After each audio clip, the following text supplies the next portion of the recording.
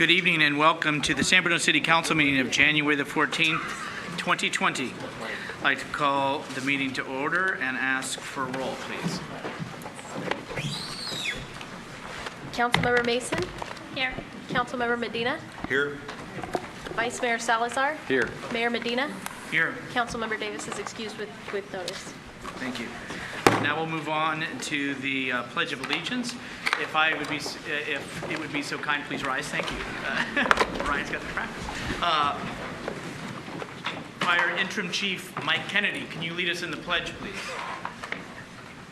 I pledge allegiance to the flag of the United States of America and to the republic for which it stands, one nation, under God, indivisible, with liberty and justice for all. Thank you, Mr. Kennedy. Move on to public comments for items not on the agenda. Do we have any speaker cards? If you would please. Stephen Seymour, followed by Marta Bookbinder.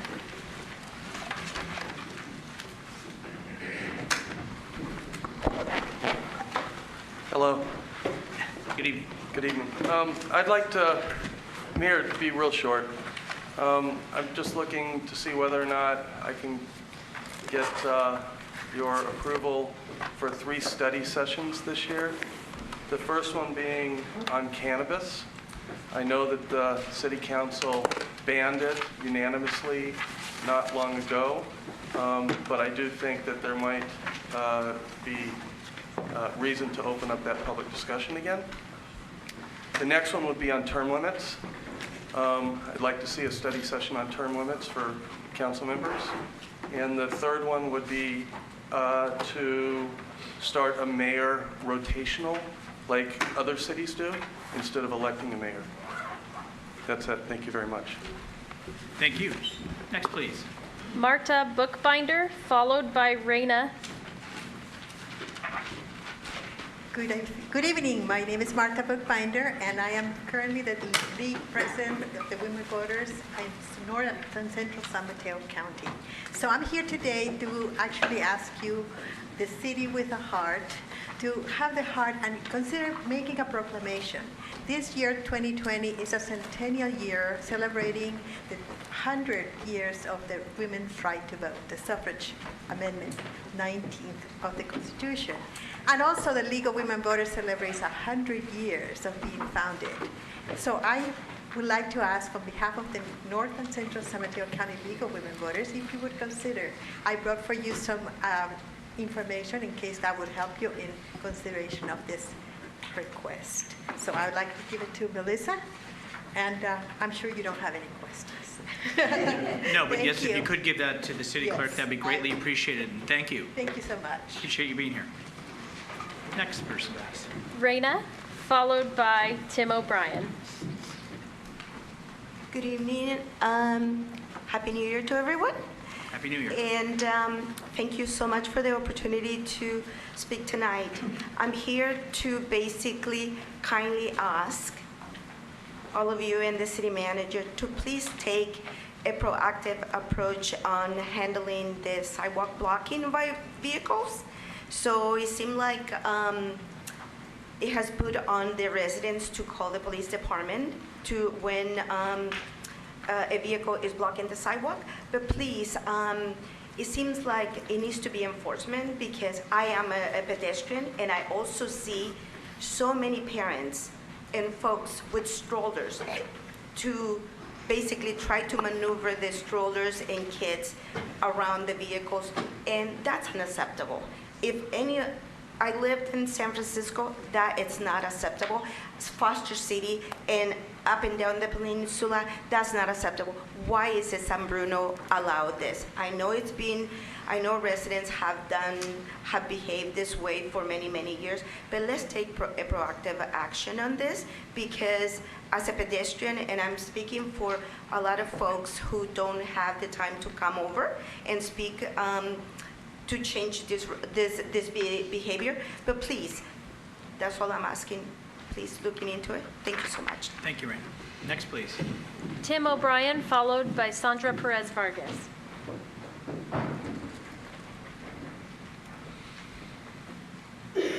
Good evening, Mayor and City Council. Happy New Year.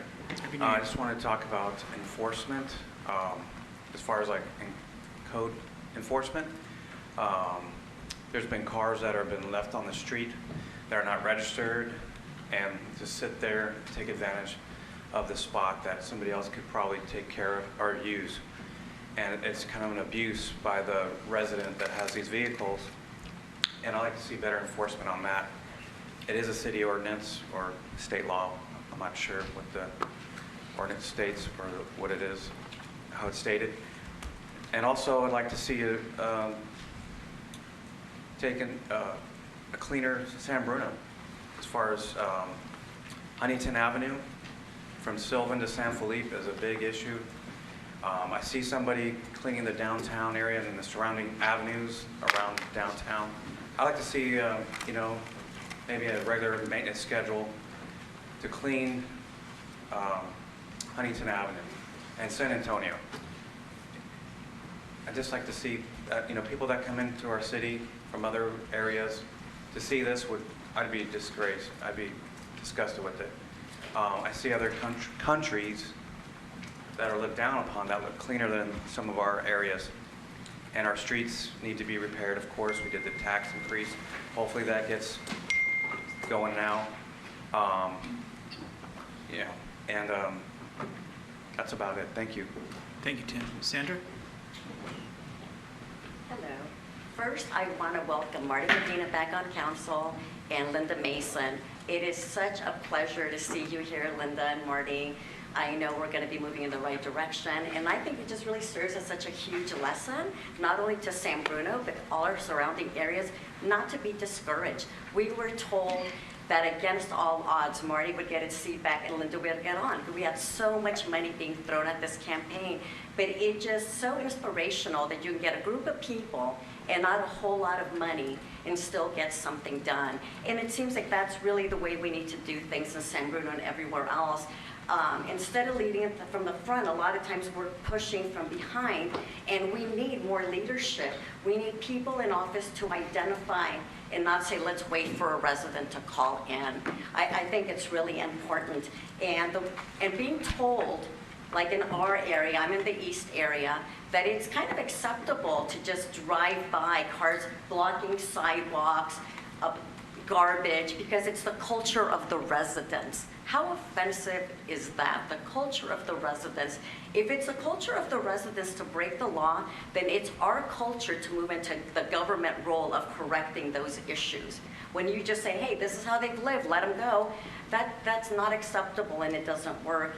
And it's also interesting to see that we allow all these liabilities, the possibility of pedestrians getting hit by cars that they have to walk around, when the city put, I believe, please correct me if I'm wrong, over $75,000 to fight a group of residents who try to save 2 heritage trees that were healthy at a future park, not in a parking lot, at a future park.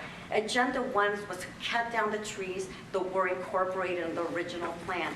I don't think that's right. I think we can do better. And I think working together as residents, we can do better. Thank you. Thank you. Any other speaker cards? John Barrelier. Mr. Berler?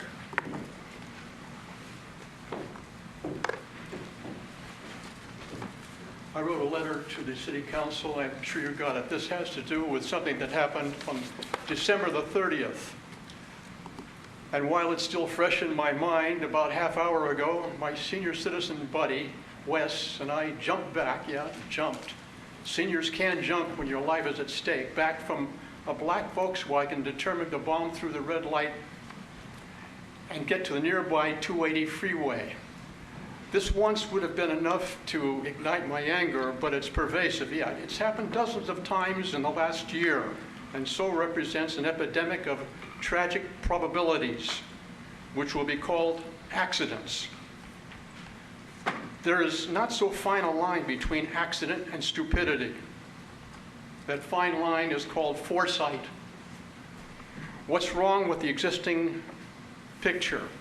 I'm presenting this to you so you can say you did everything possible to prevent a senior with a walker being killed in a crosswalk with the light.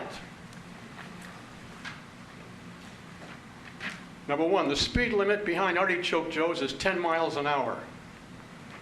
I don't know how that happened. Here it's 25. Are gamblers more protected than or valuable than seniors? Give us a slower speed limit. The crosswalk needs to be repainted. Does that really need to be said? Take a look. The crosswalk needs to be embedded with lights, alerting drivers to pedestrians there, as exists in Millbrae at the Tai Wu crossing, to protect the pedestrians. And while you're at it, while you've got the paint truck out, paint the crosswalk in front of this entrance over here to the Senior Citizen Center. That's been neglected too. Place another Senior Center sign further down, maybe 25 yards, 50 yards east on Crystal Springs Road, and similar signs, like signs, on other streets approaching the Senior Citizen Center. One coming down from 280, the other coming down from Mill Crystal. There's nothing to depict this as a Senior Citizen Center. One little dinky light sign as you go into the upper parking lot. It's a little late. This is not a we'll get to it later letter. This is a today letter. Thank you. Thank you. Any other speaker cards? Is there anybody in the audience that wanted to speak on something that was not on the agenda? If not, we'll go ahead and move on to announcements and presentations. Joanne, thank you. Good evening. Dust off your swimsuit and start the new year off with a splash. Take the polar bear plunge in the San Bruno Park pool on January 18th at 8:30 a.m. This annual event benefits our Youth Enhancement Scholarship Fund. This fund allows low-income resident youth to participate in the classes, programs, and services offered through the Recreation Division. If you are interested in participating or donating, please contact the Recreation Department. And the library invites you not only to check out a book, but to make a book on Saturday, January 25th from 2 to 3 p.m. as part of the Adult Craft Series. You can create and decorate a notebook you can carry in your back pocket, purse, or backpack. Interested adults should pre-register by calling the library at 650-616-7078 or pre-register at the library in person. Thank you. Thank you, Joanne. Now we're going to go on to item C, receive annual report from the Planning Commission.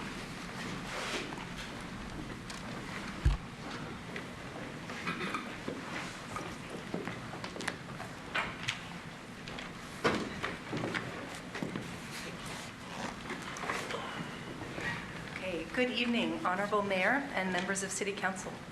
My name is Kelly Levine, and I will be serving this year as the Chair for the Planning Commission. Tonight, I have the pleasure of presenting the 2019 Planning Commission Annual Report to you. On tonight's agenda, I will begin with the composition of the 2019 and 2020 Planning Commission members, as well as an introduction to new planning staff. We will then review the significant accomplishments and items that the Planning Commission has reviewed and considered in 2019.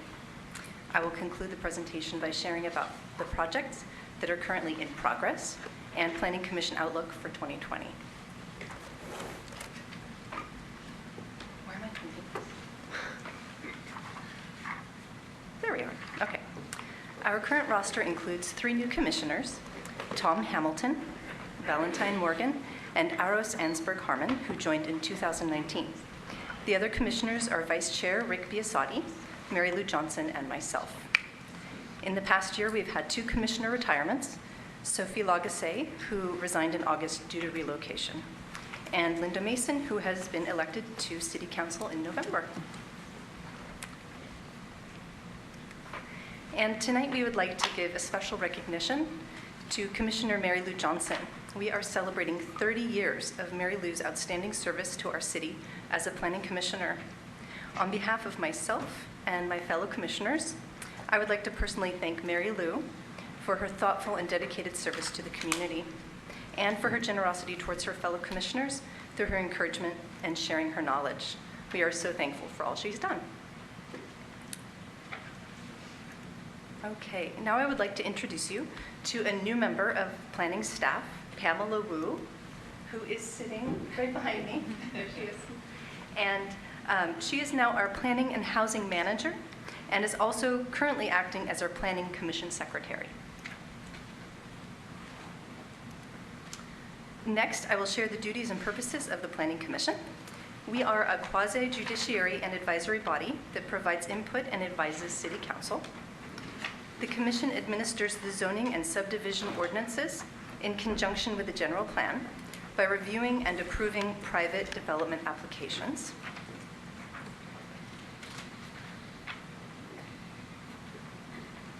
The Commission encourages the public to participate in land use policies pertinent to the physical growth of San Bruno. 3 members of Planning Commission also serve on the Architectural Review Committee. The Planning Commission meets on the 3rd Thursday of each month. And a little more about the Architectural Review Committee.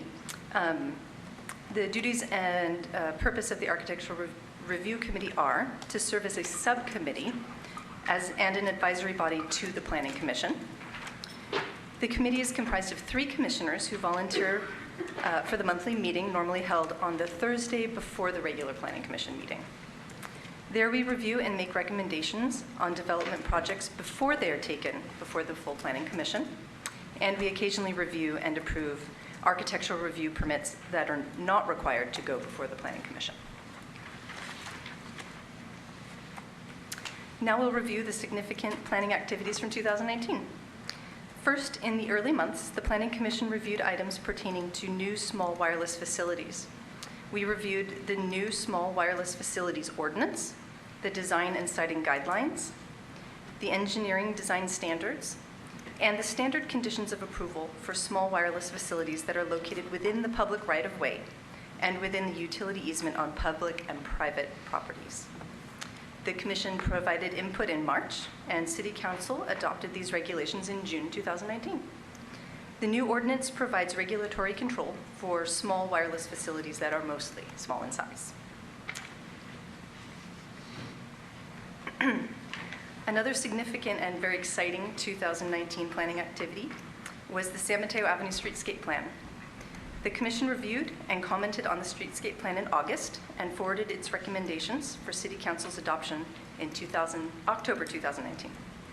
The plan provides a clear and unified vision for San Mateo Avenue and will also create a sense of place and identity for the downtown. The plan will improve the street's visual character and sustainability and safety. It will also foster a positive experience for all modes of transportation, including pedestrians, bicyclists, and vehicular traffic.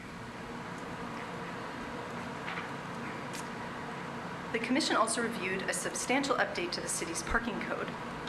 On December 17, 2019, the Planning Commission reviewed this draft zoning code amendment related to off-street parking and loading, and the associated parking design standards. The Commission voted unanimously to forward its recommendation to City Council for final ordinance review, which they will do at the January 28th study session. This is a major accomplishment that will provide significant benefit to the city.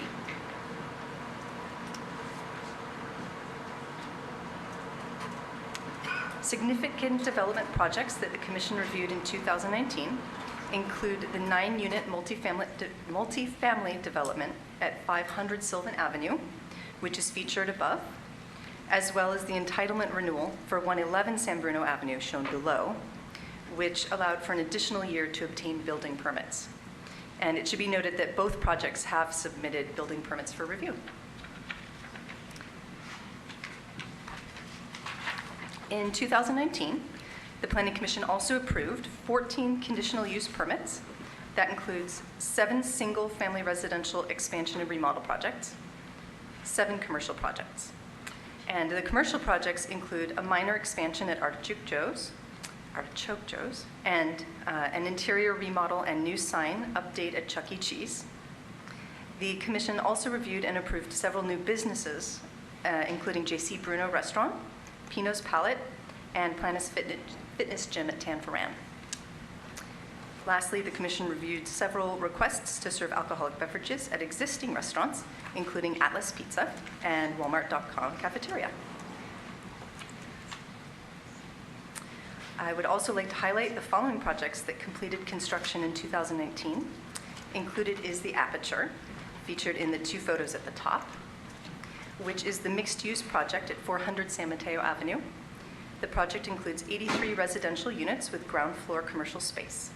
And the second project, as shown in the photo at the bottom, is the 3-story office building for the Police Credit Union at 1250 Grundy Lane.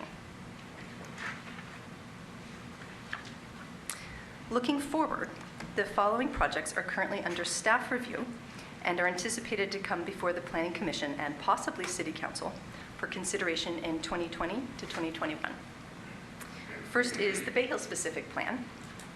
The draft environmental impact report preparation is underway and will study a maximum development program, including 2.46 million square feet of new office space, a new housing zoning district overlay for multifamily development, a hotel expansion, and a possible 2.1 acre civic use.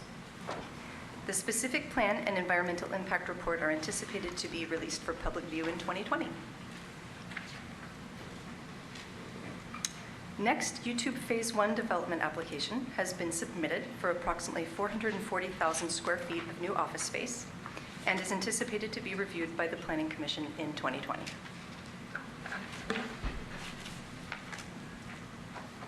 Okay, and here is a rendering of the new YouTube campus looking from Bay Hill Drive west towards Cherry Avenue.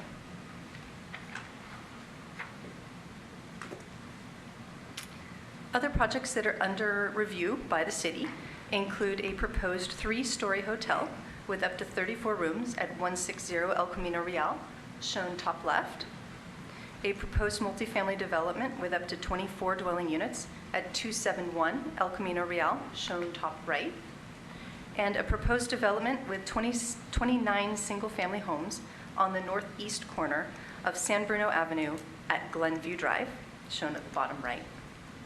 And these projects have been submitted for review, and they are anticipated to be reviewed by Planning Commission in 2020 or 2021. Other projects, very exciting project, includes the new City Recreation and Aquatic Center, shown above, and a new Stratford School serving only preschool and kindergarten age students at the former El Crystal School site. Both projects are also anticipated to be reviewed by the Planning Commission soon. And now for the 2020 outlook. Aside from major development projects, planning staff will continue to complete zoning code update, the zoning code update that includes the city's standards for housing development, accessory dwelling unit regulations, affordable housing program ordinance, the density bonus provisions, and other chapters related to housing in the city. In some cases, the city's dated regulations are inconsistent with the recently adopted state laws that address housing. This update is required under the adopted housing element of the general plan. The zoning code update and zoning map update would also align the base zoning districts for parcels within the general plan and transit corridors plan, areas that are allowed to be developed with housing under the plans that were adopted in 2009 and 2013. The zoning code update is a significant strategic initiative for the city. And finally, thank you. In conclusion, the Planning Commission, thank you. The Planning Commission would like to thank City Council for setting policy direction, and we look forward to continued collaborative efforts. This concludes my presentation for tonight. Staff and I would be happy to respond to any questions. Thank you. Thank you, Madam Chair. Any questions from council? Linda? No, I just want to say Comment. thank you and congratulations on your appointment to chair. Thank you, and likewise for City Council. Anything else? If not, please, on behalf of the council, please convey to those that are not here our appreciation and thanks for all the time that they do. Obviously, it's 2 meetings a month and ARC review and other special assignments. And with all the money that you folks make, which is nothing, we sincerely appreciate, because you're forced to do the Form 700 and go through other aspects. It takes a lot of time for someone to balance life, family, and giving the dedication all of you do to the community. So thank you. Great, thank you. I will. Thank you. All right, now I'd like to move on to, it's not listed, but we've asked City Manager Javon just to give a quick update on something that's been talked about. Sure. City Manager Javon Grogan. So the mayor has asked me to address a survey that members of our community have received. And so the city did receive a number of inquiries about a survey that is online and I believe on social media that asks questions about development. It's important for the community to know that that survey is not a city survey, and we did not review its content. It appears to be something that is generated from a third party. And so I myself have not been pinged to take the survey, so I do not know the exact contents of it, although I have heard. But we did receive a number of inquiries asking, is this a survey from the city? And the answer to that is no. Thank you. Now, City Attorney, Mr. Zaffarano. Mark. Yes, just a quick report out of closed session, a prior closed session. So following a court-ordered mediation, the city and Verizon entered into an agreement resolving the lawsuit filed by Verizon against the city since the first regular city council meeting, since the agreement was signed by Verizon.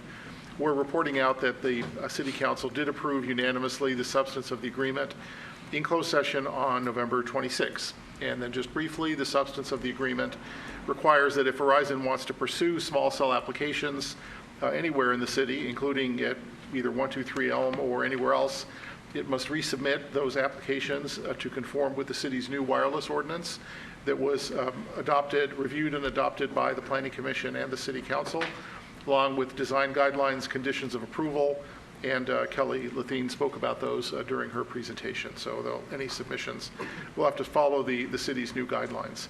And that was following several months of public meetings and discussions. The city will then review and process those applications, if any are filed, according to those new regulations. And that concludes my report. Thank you. Now we're going to move on to consent. All items are considered routine or implement an earlier council action and may be enacted by one motion. There will be no separate discussion unless requested. So we're going to go two parts. Is there anybody on the council that wants to hold something for a separate vote? And if not, then we're also going to ask for people who would just like to have comments or questions or statements on a topic but does not require a separate vote. Anything to be pulled for a separate vote? So, No? I'm going to do the mayor. Yeah.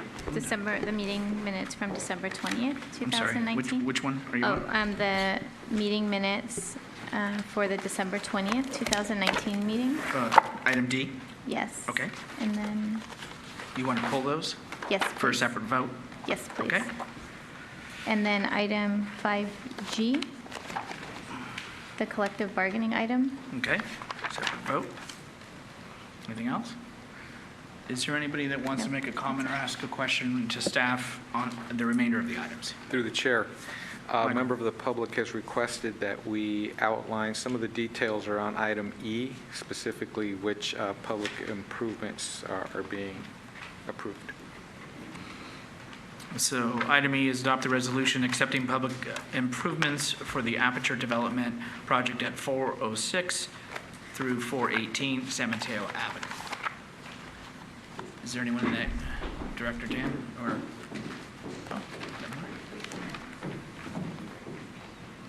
You could both do it together. It's okay.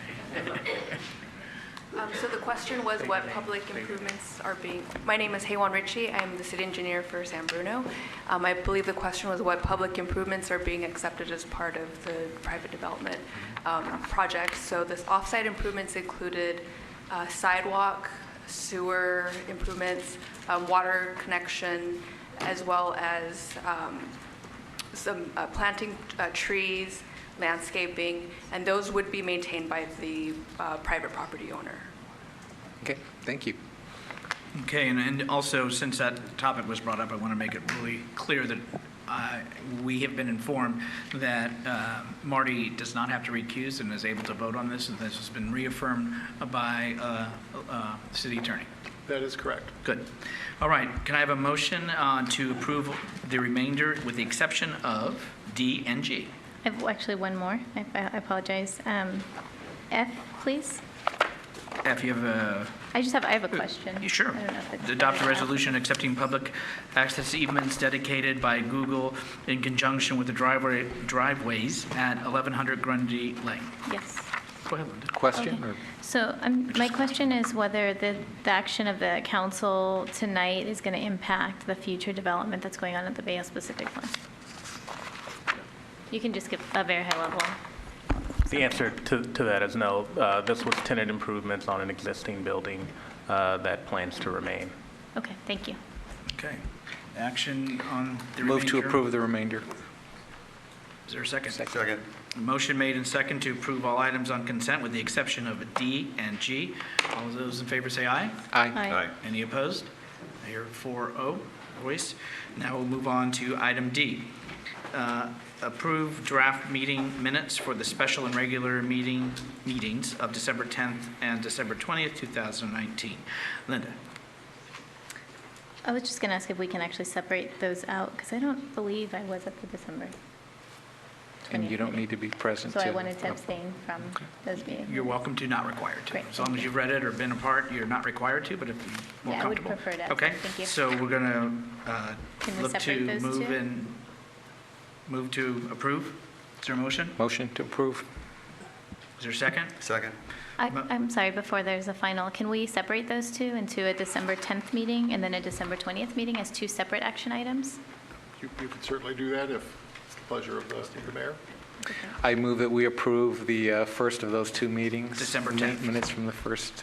Second. Second. All those in favor say aye. Aye. Aye. No, December 10th, I thought you were going to abstain. Okay, you're abstaining from the 10th. But you said You're aye. going to approve the 20th. You said aye. I'm sorry. I apologize. I No abstained problem. from consent. I'm Okay, sorry. we I have apologize, 3 everybody. ayes, 1 And one abstention abstention. for December the 10th. Now we're going to move on to December the 20th. Is there a motion to approve? I move that we approve that minutes from that meeting. Second.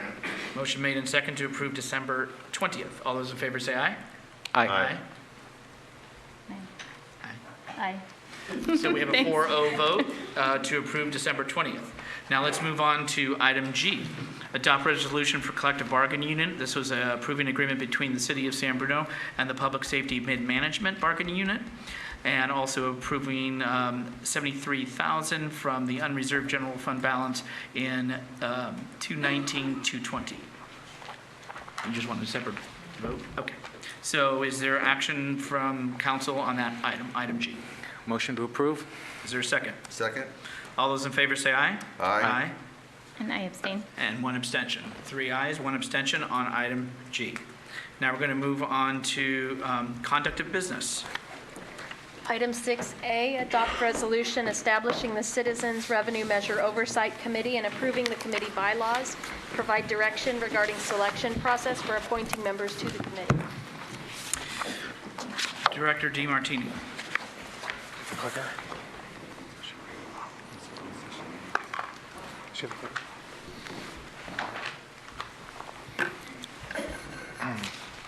Thank you. Good evening, Honorable Mayor, members of the City Council. My name is Keith DeMartini, the Finance Director, and it's my pleasure to be here this evening to present an overview of the Citizens Revenue Measure Advisory Committee. The agenda for the presentation this evening is as follows. First, give an overview of Measure G, which is called the San Bruno Street Repair Local City Services Measure. I'll then talk a little bit about the committee authority and the bylaws of the committee, discuss the application process, the timeline and next steps, and then staff's request to council. So just an overview of Measure G. Measure G is a half-cent sales tax district measure. This district measure was an ordinance that the City Council adopted, Ordinance 1876, back on July 23rd of 2019, and it established Chapter 3.39 of the San Bruno Municipal Code. And in the November 2019 election, the voters of San Bruno passed Measure G at 61.6%. It does increase the tax rate from 9.25 to 9.75%, and that revised tax rate will take effect on April 1st of 2020. This district tax measure is anticipated to generate approximately $4 million annually to the city. 100% of the district tax revenue will come to the City of San Bruno.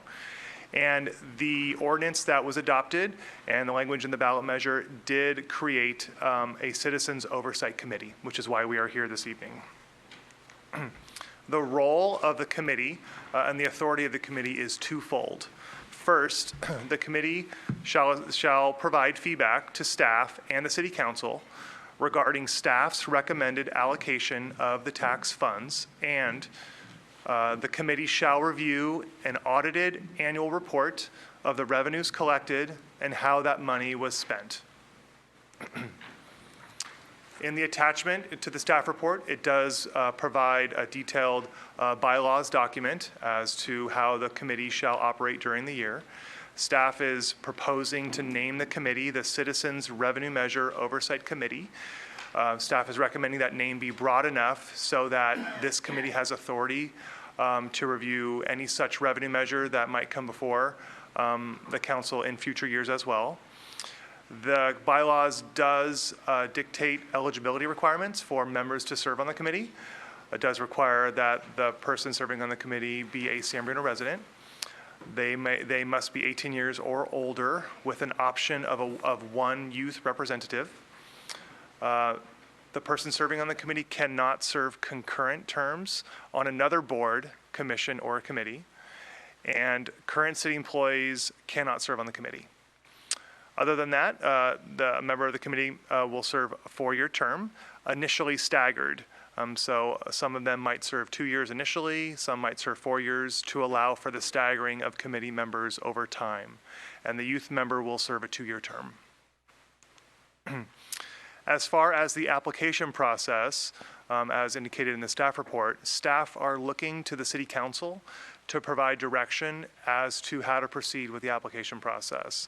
That will include the public outreach that may occur, the application process itself, how the council would like to conduct interviews with potential candidates to be members of the committee, and the selection process itself. So we're looking to you for guidance in that regard. This slide here lists a detailed timeline and next steps. Given the scope and the authority of the committee, being that staff are recommending and suggesting that the committee be involved in the budget process in order to make recommendations or provide guidance about how the tax revenues are to be allocated to specific projects, there are ideal meetings that should occur within the budget process that I wanted to outline here. So first, we're here before you tonight to request that you adopt a resolution establishing the committee and the bylaws.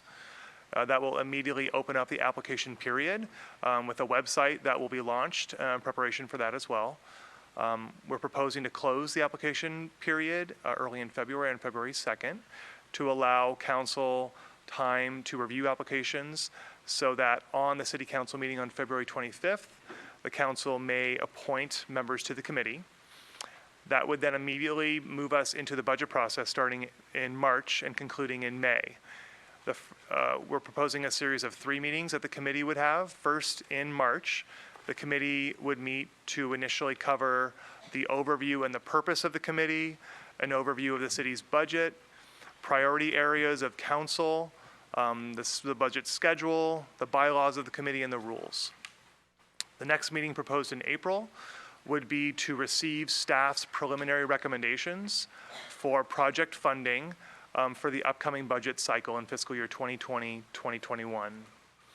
And then come back in May, where the committee will meet to provide guidance to the city council regarding staff's recommendations for project funding in fiscal year 2021. And then annually in December, staff is proposing to have the committee meet to review the audited annual report of revenues that were collected and how those funds were spent for the prior fiscal year. And so that the first meeting for the committee to review the audit report would occur in December of 2020. So just to summarize staff's recommendation to council, we're requesting that you adopt a resolution establishing the Citizens Revenue Measure Oversight Committee, approving the committee bylaws, and provide direction regarding the selection process for appointing members to the committee. That concludes our presentation. We'd be happy to answer any questions. Thank you very much. Thank you. Questions from council to staff on presentation? Michael. Through the chair, thank you. So First of all, I wanted to thank staff because this was a very comprehensive document that was assembled, but I did have a couple of questions on what is in there or not in there. When we established the community foundation, we built term limits into those positions, but we did not include term limits in this body, and I'm wondering if there was any thought given to that.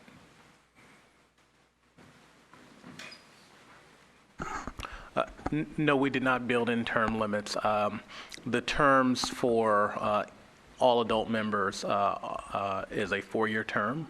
But the way it's structured now, people could be appointed. One of the things that I'll say is similar to our current committees and commissions, sometimes finding people that are willing to dedicate the time to serve on those commissions is hard. And so you do have people that have served multiple terms. Should the city council want to envision term limits, we could certainly do that. I would recommend staggering them so you don't sort of appoint everyone now and then have one term out at the same time. With these type of boards that have a unique role, sometimes having someone with history serving on them is important, but term limits is a policy consideration that the city council can consider. And I thought of it because the county's oversight committee does have term limits. They're allowed to serve 2 terms. And I think initially they started with 2-year terms. They moved it to 2 4-year terms eventually, but something to consider. And then the only other comment was really around the, I felt that the rules were a little light on the specific duties of the body, and Section 4, which addresses their authority, and it says, you know, that they're going to review the audit, but I'd like to see stronger language in there on requiring an annual report. I think it's suggested that an annual report may be created and reviewed by the committee.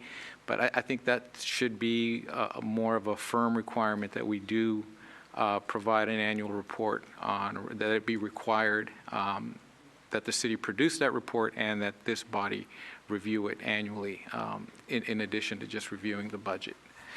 And then if there's any, well, I don't think there's really any other authority that we would want to put on the body, but that was it. I just felt it was a little, that we could be a little bit stronger in that language and that we should provide a little bit more content there. It also references the change that we made to the municipal code, but I noticed that our online municipal code hasn't been updated with the new piece, so maybe we can make sure that gets published at some point. That's it. Thank you. Chair. Marty. First, I'd like to thank the voters for trusting this council with this funding source. It's desperately needed. I am open to term limits, and what the county does seems fine, although we are kind of pushing out people that are volunteering for this work, but having that balance, I'm open to hearing what my colleagues have to say about that. I'm definitely in favor of requiring the annual report to be provided to council, copy of that report online. It's great that staff is already thinking about the website or web page. I'm not too sure about the youth rep. I know that students are really, really busy in going to school, and we've had a hard time, or maybe not an easy time, keeping the park and recreation student rep on board, and it's a 2-year term. And I'm more concerned with making sure that we have people that have the expertise and skill set to review and audit these projects than perhaps making it available to our youth. So I'm not really sure why that's there. There's not a youth rep in the Bike and Ped Committee. There's not a youth rep in many of our other committees. But so the one other thing is the 2/3 vote requirement to remove a member. It's in there, so that's basically 4 out of the 5 council members would have to vote for that. I'm fine with the majority. And lastly, I think although I do appreciate the speed that this is now proceeding at, I'm concerned of being able to limit this current application process to February 4th. That's just a couple of weeks, and there'll be perhaps a lot of people are not going to be aware of it, and being able to get the people in to let them know about it. So if we could maybe push that back a little bit, and I do look forward to interviewing people, so help spread the word to everybody that's here. Thank you. Linda, did you have any questions or comments? Thank you.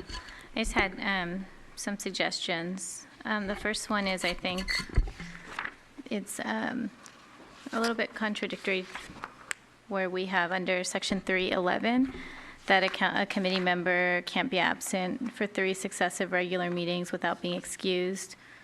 But then the committee only has to hold at least 1 meeting per year.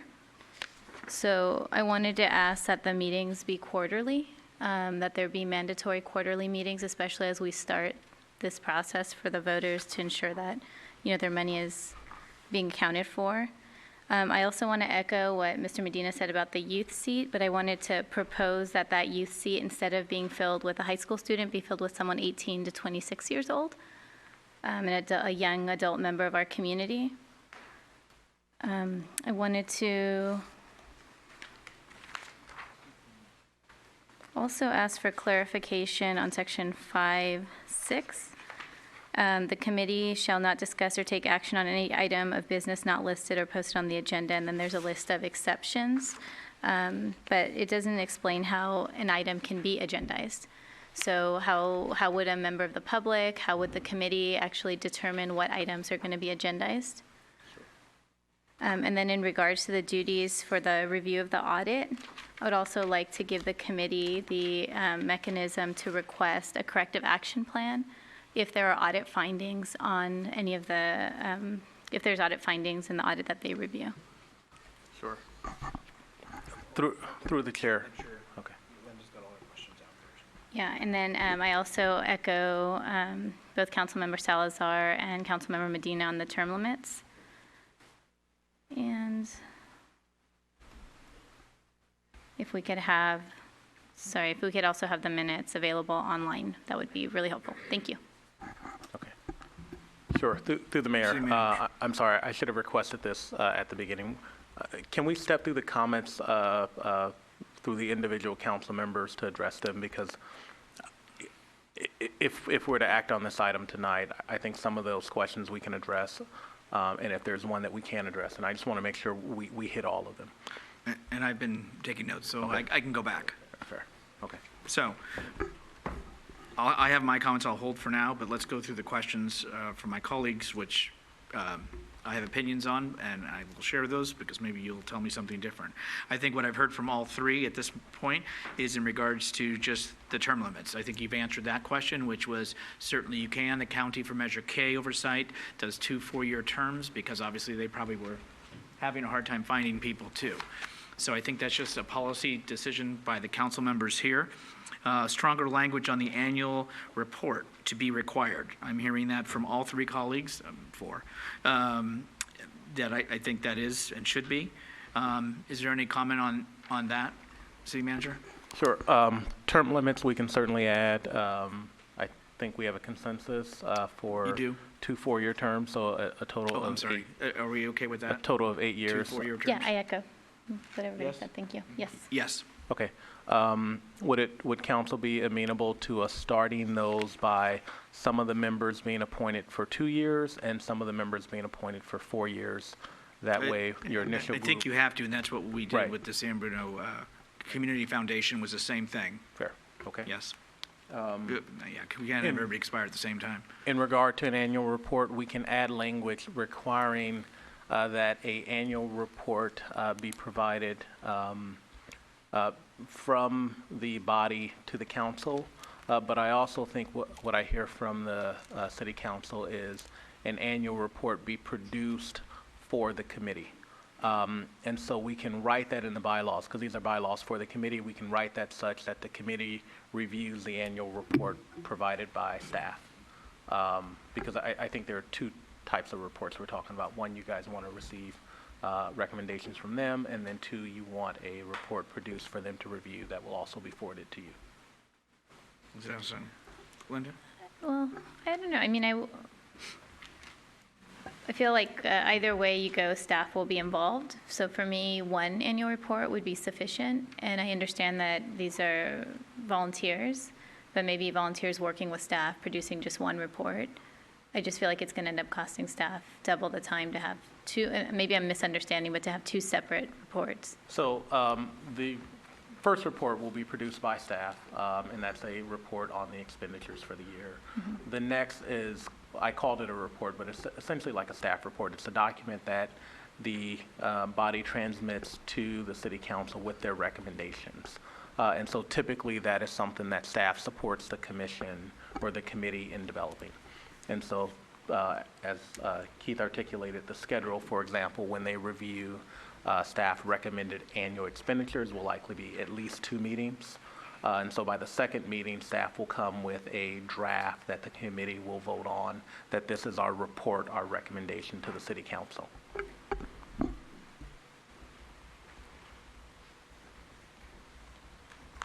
Yes.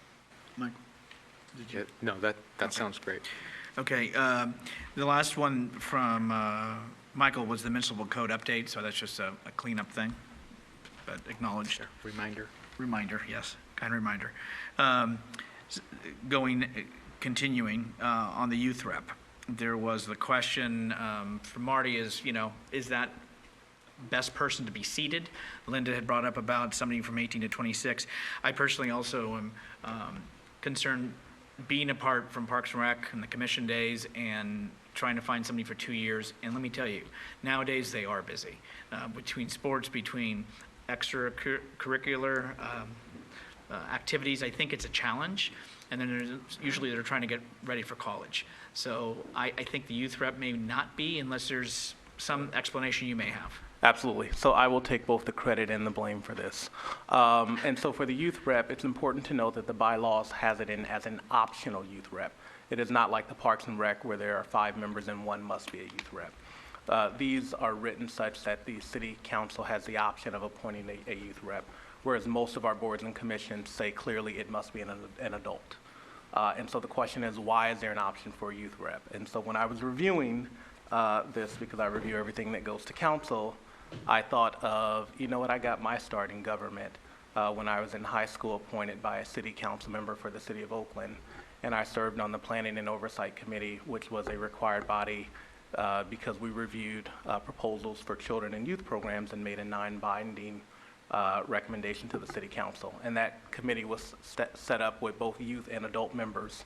And so Measure G, part of the funding items with Measure G, what we clearly heard from the community were improvements to our recreation facilities and our playgrounds. And so one of the thoughts was to allow the opportunity for a high school student, should they want to apply to be appointed, and that could be a voice on the committee for funding of things that are beneficial for youth. And so that's why it's written into the ordinance as an option. To Councilmember Mason's concern about a young adult, we can't actually, or it would not be advisable, Mark will tell me if it's illegal, but not advisable to put age limits in there, so it's typically adult or youth. And we were, in particular, when we said youth, not putting an age, and so we said must be a San Bruno resident attending high school. And so that's sort of why the option for youth rep is in there. Okay, that was a good explanation. Council's thought on the youth rep, a San Bruno resident that's at a high school, because we have 2 high schools currently in San Bruno. Would it make a difference if we said a young adult rep attending college in San Bruno, attending college at Skyline? Sure, it's a community college. It could be a youth or a senior adult, but yes, Probably be absolutely. 18 by then, though. I mean, Yeah, so I mean, I let me think it would be clarify. great to get more young adults involved who are 18 and over, not just, I feel like there's already a seat, right, on one of the other commissions for the youth, the Park and Rec? So there is a seat on the Park and Recreation Committee for youth. I believe that is our only city commission where there is one youth that could serve.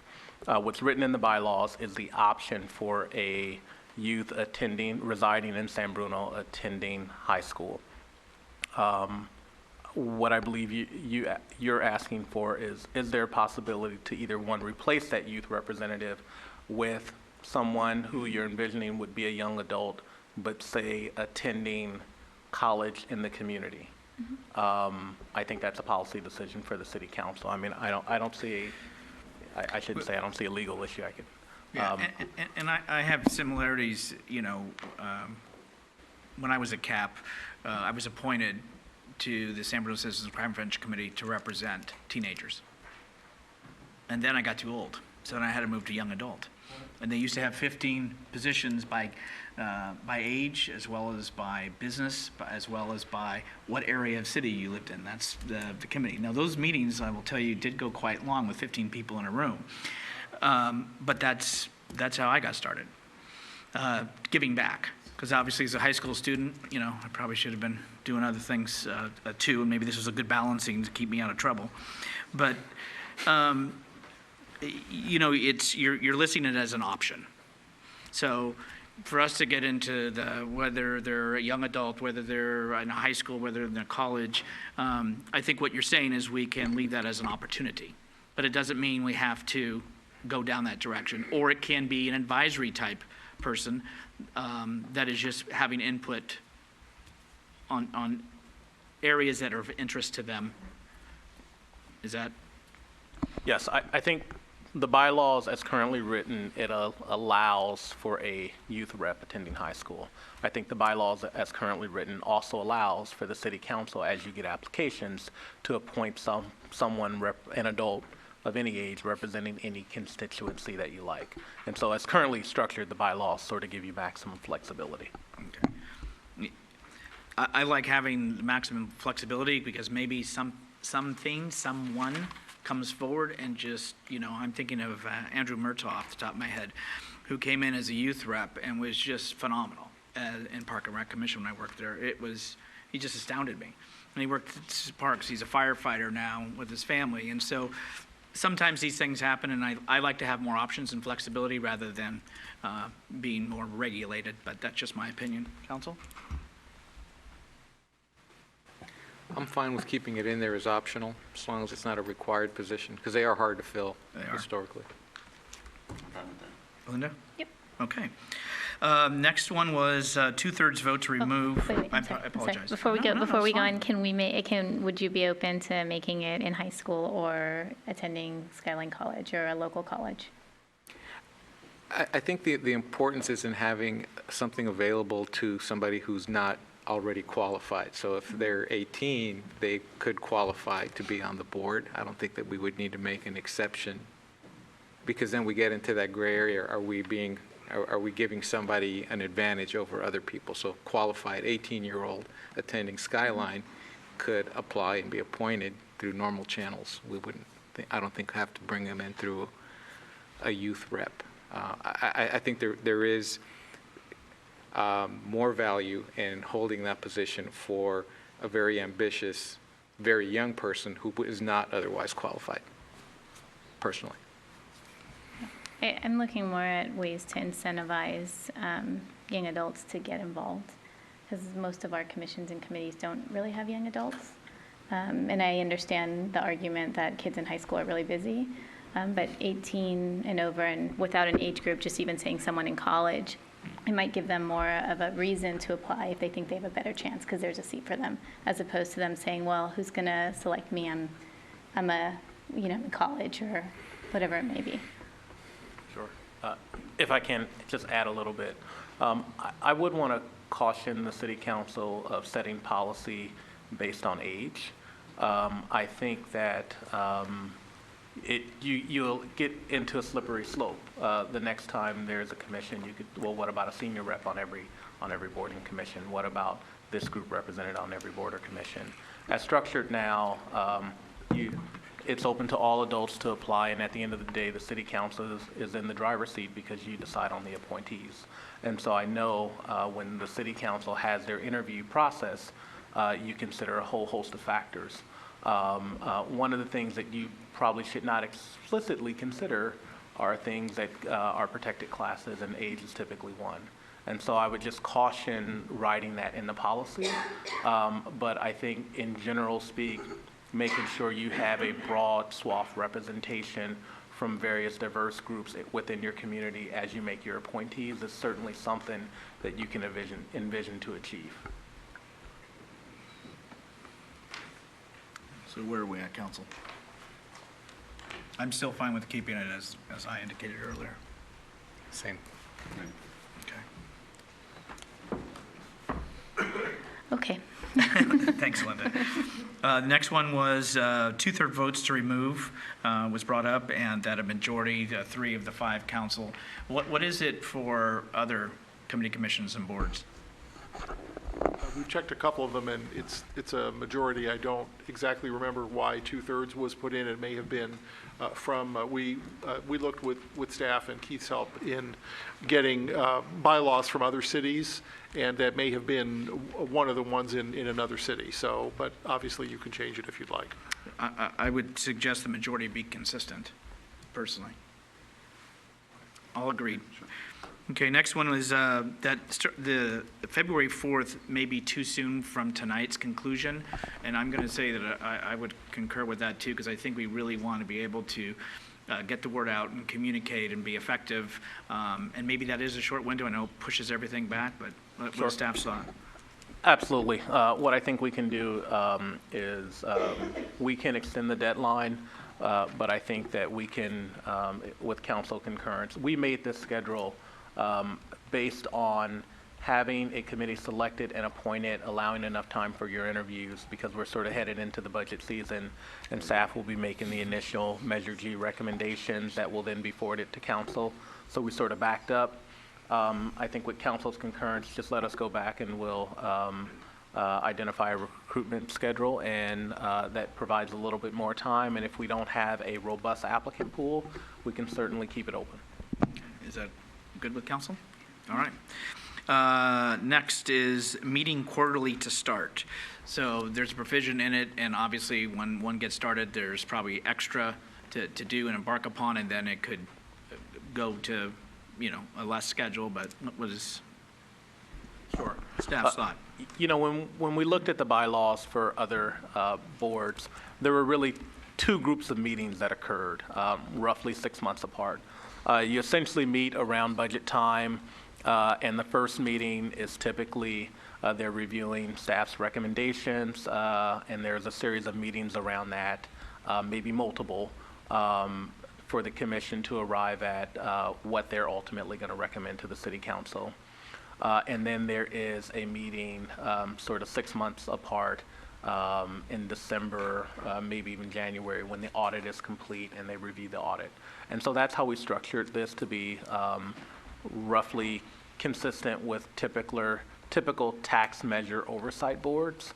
I think should the city council want the group to get together quarterly, that is something that you can ask, and what that would require is staff putting together packets or an agenda for them that provides a status update.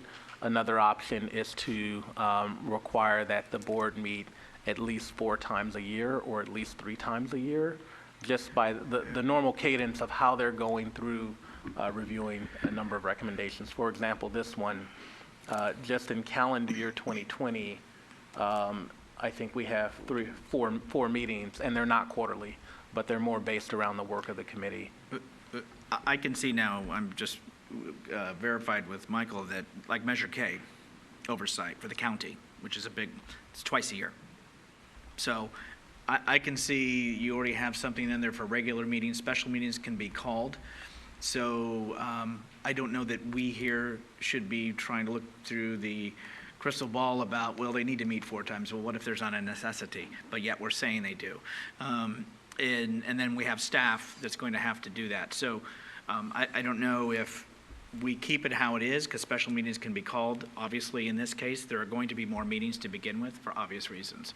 But Linda, that was something that you had brought up. So what are your thoughts? Well, I think correct me if I'm wrong, but Measure K, though, when there's money that's allotted, there is a public meeting and it's requested at the Board of Supervisors, right? Separate from the oversight. Right. That So, would be the case here. here there would be, as money is expended, it would come to us and we would be told this is Measure G funds and it would be approved by the City Council? No. So this is a tax oversight board where the city, without this board, let's sort of begin there. City staff will make a recommendation on how to spend the roughly $4 million in tax revenue, and that will go from staff to the City Council, be amended or adopted, and then make it into the budget. With this board, it's an intermediate step where staff makes the initial recommendation to the committee reviews it, and then opines at the same time that staff is giving their recommendation. And so when you get the recommendation for the Measure G expenditures, you will get it both with the committee's recommendation and with staff recommendations, and hopefully 99.9% of the time it's the same thing. And so that at time of allocation is once a year, and that's around budget time. Every time, let's say if we allocate $1 million for road expenditures, every time the city enters into a contract with a vendor to spend on that road project, we're not coming back to the City Council or coming back to the Commission. It would happen similar with all of our regular appropriations, whereas we enter into contract, anything under $70,000, the city manager has the authority to sign. Any contract over $70,000 needs to come to council. But once it's approved in the budget, it will essentially be treated like a revenue source, like any other revenue source, be it gas tax, general fund, TOT tax, et cetera. So I guess my concern is that, and this was my concern with Measure G before, but that it essentially becomes part of the general fund, right? No, it does not become part of the general fund. So the way our budget works is the general fund is our largest pot. When we're not talking enterprise funds. But we do fund accounting, and so every fund stays in its own fund, and there's annual reporting, there's annual accounting. So for example, when the city approves our road budget, sometimes there's general fund money, sometimes there's gas tax, sometimes there's other special revenue money. The action when the City Council adopts it, it doesn't all become general fund money. It still stays in its home fund, and we expend it out of those home funds so we can have fund accounting. And so gas tax always stays in gas tax. Measure G will be in a special fund. Caveat being, Measure G is a general purpose revenue. So Measure G, by definition, is general purpose revenue. It is general fund money. But it will not be lumped in with all of our regular general purpose revenues. What we will do for Measure G is it will essentially be in a sub-fund of the general fund, and all of those funds will always be in that sub-fund so they can be tracked, and we can actually do the annual report based on the activity in that sub-fund. Okay. So I guess my concern is that this is a tax that doesn't have an end date, right? So with no end, I would be concerned that this turns into a once-a-year meeting, rubber stamping, a budget, whatever the budget is that the staff recommends. And that's not to say that staff isn't trusted, it's to say, where is then the true oversight? So is there going to be, will the oversight committee have an ability to make a recommendation for how the money should be expended, and how would that happen? What would be the process for that? Absolutely. So I think it's spelled out in the bylaws and our articulation today that annually staff will make a recommendation for Measure G expenditures. That recommendation will go to the committee. The committee will review that, and they may have changes, they may concur, but they will submit their recommendation to the city council. And so the city council will, every year, when you receive Measure G expenditures, receive staff's recommendation and the recommendation from the committee. 99% of the time, that should be the same. And that's how staffs work with these oversight boards. You don't ever annually want to be walking in with the overboard saying, city council spend it this way and staff saying spend it this way. You know, I think we strive, we're going to strive to be in congruence with the committee.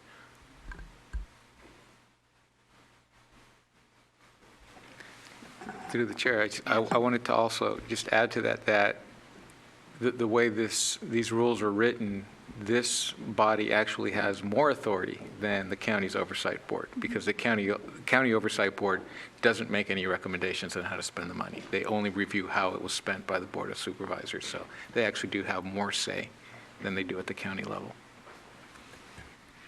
So I would still say that I think it needs to be definitely more than one meeting a year. I think you need at least a meeting for recommendations from the Oversight Committee, a meeting to approve what staff is recommending, and then probably a meeting. I'm not sure of the timing or what the timeline is every year, but to meet again to say this is whether there's any audit findings on the Measure G money. So I would still recommend that there be at least initially 4 meetings. I would imagine that the city council can amend the bylaws after the first or second year as needed. And it seems like it would just take a vote, just like tonight, to do that. But as we're starting, I really think it's important that we show the people who voted and supported this, I believe it was 61%, that this is being taken really seriously, and that there are going to be meetings that are open to the public, and people are going to understand how this money is being expended. Marty. Sure. So just looking at this, there's at least 3 meetings every year. So can we compromise and say 3? Yes. Okay. And then what happens if it's 3 years from now or whatever, and there's not, I mean, because I'm also a believer of you don't just meet to meet, right? There's got to be purpose, there's got to be value for the time that's spent. So what if it goes down the path and all of a sudden it says, you know what, 3's too much. We need 2. Do we have to actually change the bylaws, or can they just, as we did on December 24th, we cancel the meeting?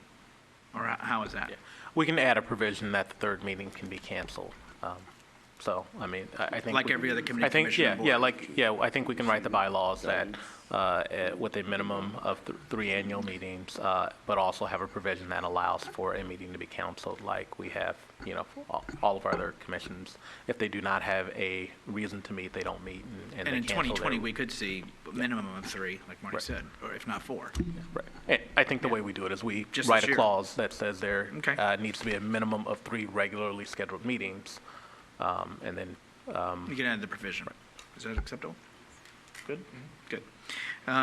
This one's easy, so I'm going to take this one real quick. Minutes online. We can do that like we do the other groups. Yes. There was the 5.6, I believe, if I heard correctly, on how agendized. So I think, Linda, what you were asking is, how does somebody walk in and say, I want to put something on the agenda, or like a member of the body? Member of the body or the Member of the public? body. So this will be a Brown Act body, so members of the public are not allowed to put items on the agenda. Typically, the staff liaison for our committees will work with the chair to structure the agenda. Other members of the body can send something in to the staff liaison. But because it is a Brown Act body, everything would need to be agendized. That is up for discussion. In general, though, for these bodies, because they are talking about budgetary expenditures, in general, sort of everything's on the agenda. And so if a member of the committee, for example, wanted to say, oh, I think we should use Measure G money for X, that doesn't have to be agendized. And I think that would sort of be the more common occurrence. And then also, this one I'll need help, Linda. Review corrective action plan. What will you help me better understand what? Oh, there was a comment about that the committee would review the audit. And so if there are audit findings, since it's the oversight committee, then they would request staff to prepare a corrective action plan for those findings. Our committees don't direct staff, and so that would need to come from the city council. And so if there is something in the audit that the commission does observe, they would note that in their report to you, and then that will be addressed by either council direction to staff, or more than likely staff will provide a comment on that when the recommendation goes to the city council.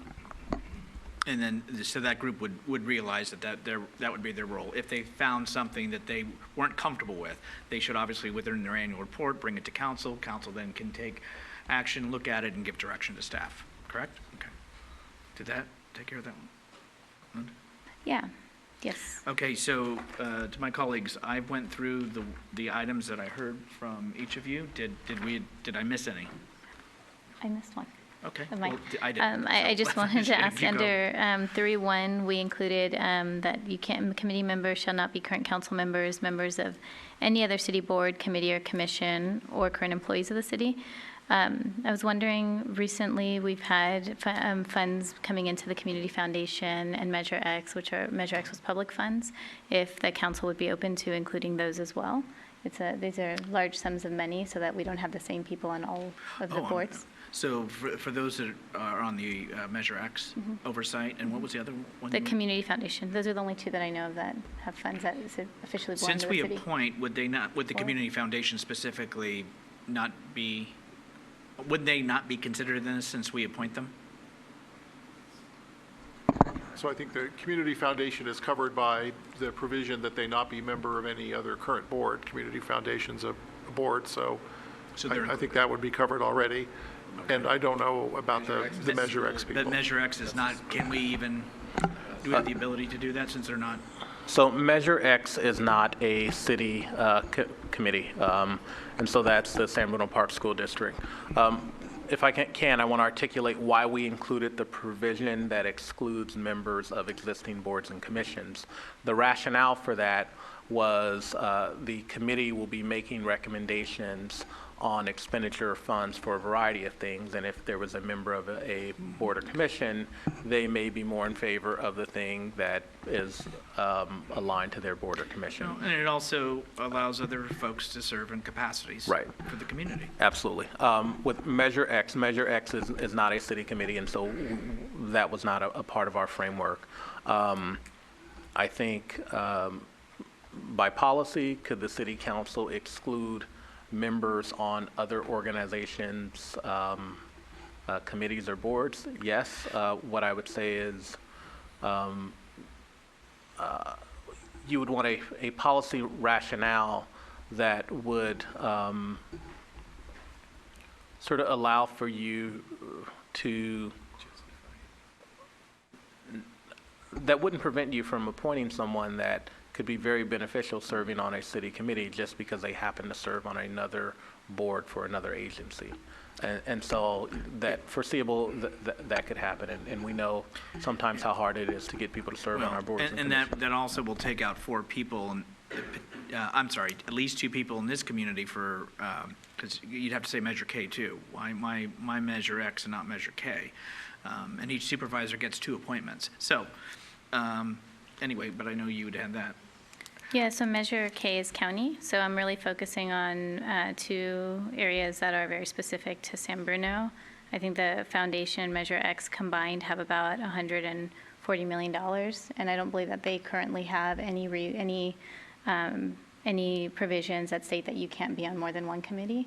So with the comments made earlier about even the youth rep getting people to volunteer to get involved, I would be concerned in the same way I would be concerned not to, limit somebody who might be competent and help the city, but I'd also be concerned that people who may not be qualified are going to be on all 3, and we're talking about, a lot of money at that point. I mean, we're already talking about a lot of money.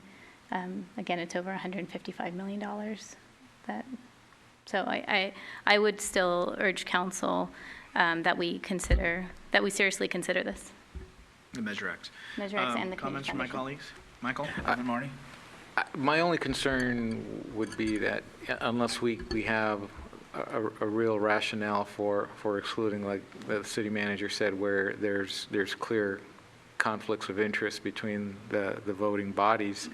It'd be difficult to exclude people only because I mean, Measure X people specifically, I mean, their pot of money is completely separate from anything the city is managing. So to say that because they're on that, they can't serve on that, it's hard for me to rationalize that in my mind on why that's a conflict. I get that it's a lot of money combined, but I don't understand why it's a conflict.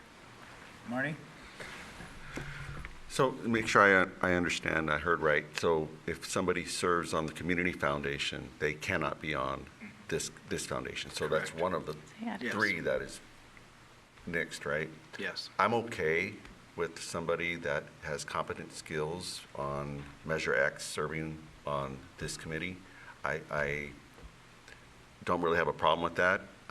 We get to select as a council who's on there and reviewing their qualifications and asking them and making sure there was no conflict of interest.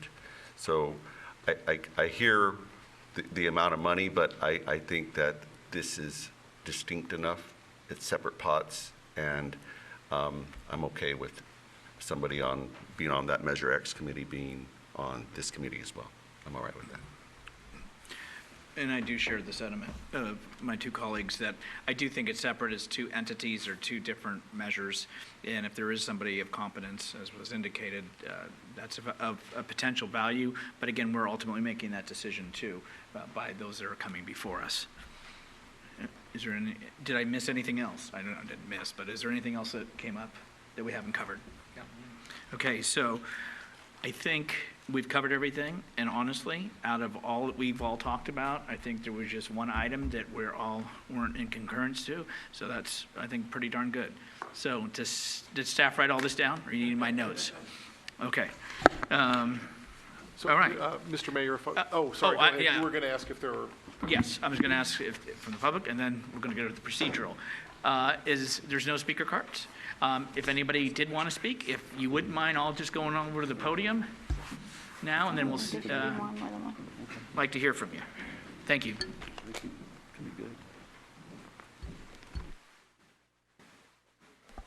I just had a quick question that kind of goes to Councilmember Mason's interest in incentivizing youth participation. Is the optional youth member, is the idea that you have N members and you're allowed to appoint one of the N members to be a youth, or is the youth member an additional seat? One of the five. Okay, yeah, so in that case, clearly the college member you could appoint already, so it's kind of irrelevant. It's not like it's a reserved seat, and if we can't find a high school member, then, a college member would be a nice addition as well. So, okay, I appreciate that. Stephen. Yeah, I just wanted to speak on the Measure X thing. And being a part of the Oversight Committee for Measure X, we don't have any say in how the money is spent. So there's really I don't see the conflict there. I don't have any intention of trying to get on this committee, but the amount of money that is being spent under Measure X, as a committee member, we can't direct or even suggest how it be spent. So I don't know if that might make it a little easier for you, Linda. No, I think it. All right. I think it concerns me more about Measure G, to be quite honest, because Measure X had the same campaign slogans around oversight, strong oversight over how the money is funded. Thank you. Ours is not really that strong. Thanks for the clarification, Stephen. Next, please. Is there anybody else from the audience that wishes to speak? Okay, this will be the last speaker. Hi, Marcia Glassner. I just want to say that if you are going to count on this ability to schedule a special meeting if one is needed, that maybe you want to address how that would be done, because some of the committees that I've gone to their meetings, it's not real clear cut, and it takes a couple of meetings in order to have a special meeting. And so you want to make sure that's not going to happen if you only have a couple meetings a year. Thank you. Now, City Attorney. If there is agreement or consensus or majority on all those items, staff has noted them. And so if there is a desire, the city council could make a motion adopting the resolution with all of the changes reflected that have been discussed and agreed either unanimously or by majority. I think we've gotten all those down and understand what those are. Okay, can we have a motion to adopt the resolution? I move that we adopt the resolution with the amendments stated here tonight. Is there a second? Second. Roll call, please. Councilmember Mason? No. Councilmember Medina? Yes. Vice Mayor Salazar? Aye. Mayor Medina? Aye. Motion carries 3-1 with Councilmember Davis absent. Thank you. Item B, please. Item 6B, adopt a resolution accepting the city's comprehensive annual financial report and the Measure A Fund report on compliance for the fiscal year ended June 30th, 2019. So, Javon Grogan, City Manager. We are here for a presentation on our annual comprehensive report, in government speak referred to as our CAFR.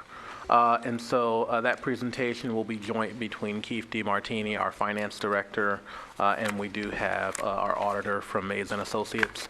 The city council was provided with the audit as well as the management letter. And so without any further ado, I'll turn it over to our finance director.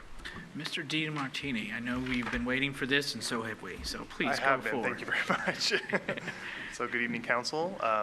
Members of the public, my name is Keith DeMartini, the Finance Director. It's my pleasure to present an overview and management's response to the comprehensive annual financial report for fiscal year 2018-2019. The objective of this presentation, this meeting before you, is twofold. One, to receive the comprehensive annual financial report and the Measure A report. And then two, adopt a resolution accepting the CAFR and the Measure A report on compliance for fiscal year ending June 30th of 2019, which is an action before you this evening. The agenda for the presentation is as follows. Just want to provide an overview of what the CAFR is, why it's required, and why we have to report it. Myself and our auditor will provide an overview of the various financial statements found in the CAFR. I will provide an overview of our general fund reserves. We will jointly discuss internal control items that were discovered as part of the audit and our response to them, provide an overview of the Measure A report, our request to council, and take any questions that you might have. So first, who reads the CAFR? It might not be the most exciting document that we produce as a city, but it does serve a very important purpose for many internal and external parties. Staff are required to present the CAFR to the City Council, and it's important for Council to receive the annual report to better assess the financial health of the city. Members of the public may use this document to learn about the city's services and its finances. When the city considers and intends to issue debt for priority projects, various credit agencies will analyze the CAFR and other information about the city to ensure that the capital that they lend the city is secured. The city has received very high credit ratings in recent years, partly because of the strong financials that are reported in the CAFR. Other financial institutions and external auditors will also review the CAFR as it pertains to their review of city operations. The city's independent auditor, Mays and Associates, has completed the audit for the fiscal year ending June 30th of 2019.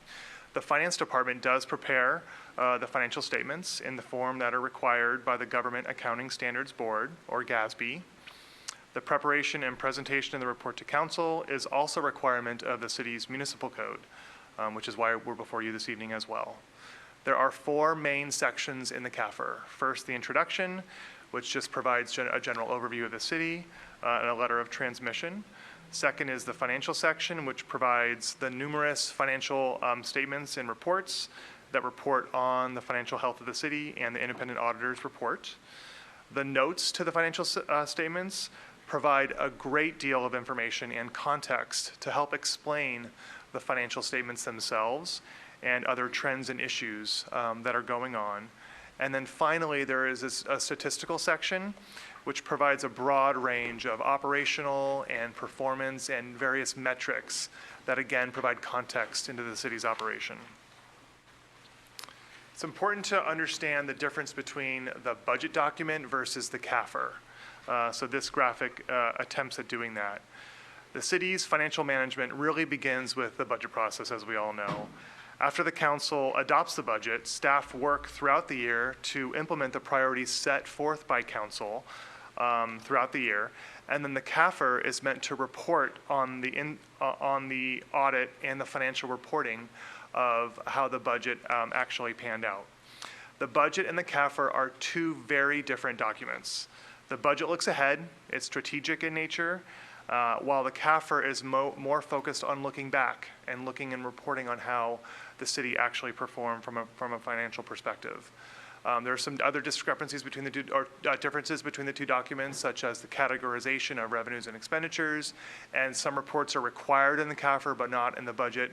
So it is difficult to cross-reference the two, but hopefully we're able to address a lot of that in tonight's presentation and in the staff report. The Government Finance Officers Association, or the GFOA, has established a Certificate of Achievement of Excellence in Financial Reporting. It was first established in 1945, and it really encourages municipalities to go above and beyond just bare minimum financial reports for your balance sheet or your income statement. Our city's CAFR has been evaluated for multiple different criteria, ranging from context and readability and formatting and such. I'm happy to say that the city of San Bruno has received this award for 9 consecutive years through fiscal year 17-18, and we have submitted an application again for the upcoming year. Similar to the Financial Reporting Award, the GFOA has a similar program in regards to its Budget Presentation Award. This was established 35 years ago, and it encourages governments to prepare budgets of high quality that reflect best practices and industry guidelines. And I'm happy to say that the city did receive this award for the first time with its fiscal year 2019-2020 budget. Now I'll turn it over to David Alvey from Mays & Associates, our audit partner, to discuss the audit overview and their findings. Good evening, Honorable Mayor and members of the City Council. My name is David Alvey, and I'm the audit partner at Mays & Associates. And as Keith said, our job every year is to come in and audit the financials. I was requested to give just a little overview of kind of the audit process, just real high level. The audit process actually begins in my office with a brainstorming session between the entire audit team. And we look at the city's financials, last year's financials, by section by line.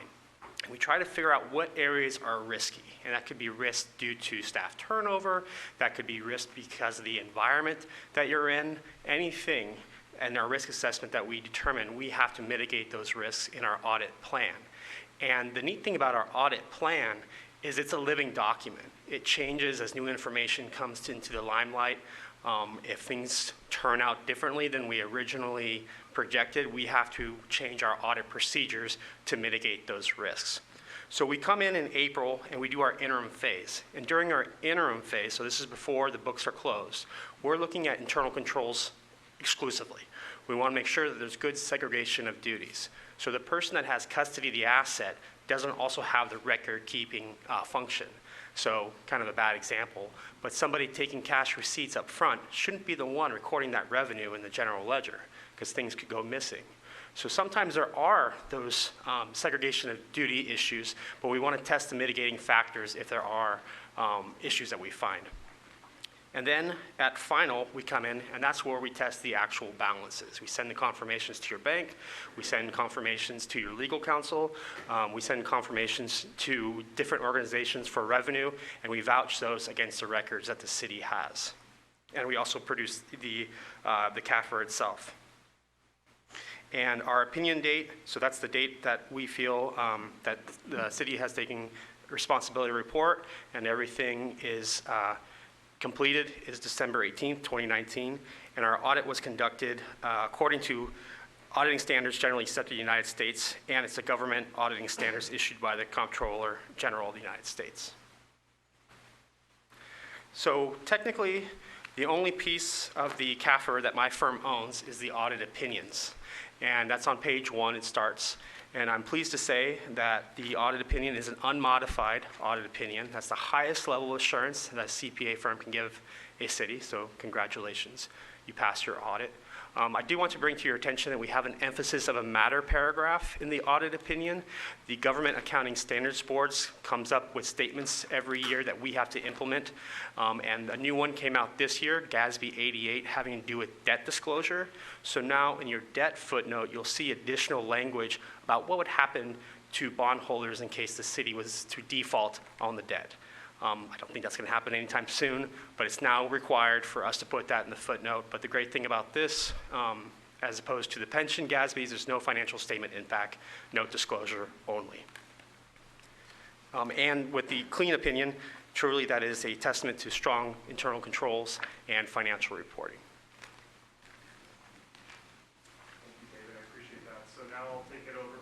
Thank you, David. I appreciate that. So now I'll take it over and provide an overview of the financial statements in the CAFR itself. The MD&A, the Management Discussion and Analysis section, should be read as the executive summary to the CAFR, so that's a great section to reference. Overall, the net financial position is a term used in the CAFR, and that's defined as the financial liabilities minus cash and other assets. In general, if the net position increases year over year, this shows a favorable financial position as it relates to assets being more than the city's liabilities. This is more reflective of a typical balance sheet statement that you might see in a private company's financial statements. The CAFR does summarize multiple funds into what's called the governmental funds, and that includes the city's general fund, also additional special revenue funds, our capital project funds, and our debt service funds as well. Overall, the general fund, so you can see the net position actually increased by $12.6 million to $138.8 million during the year. So a much favorable position year over year.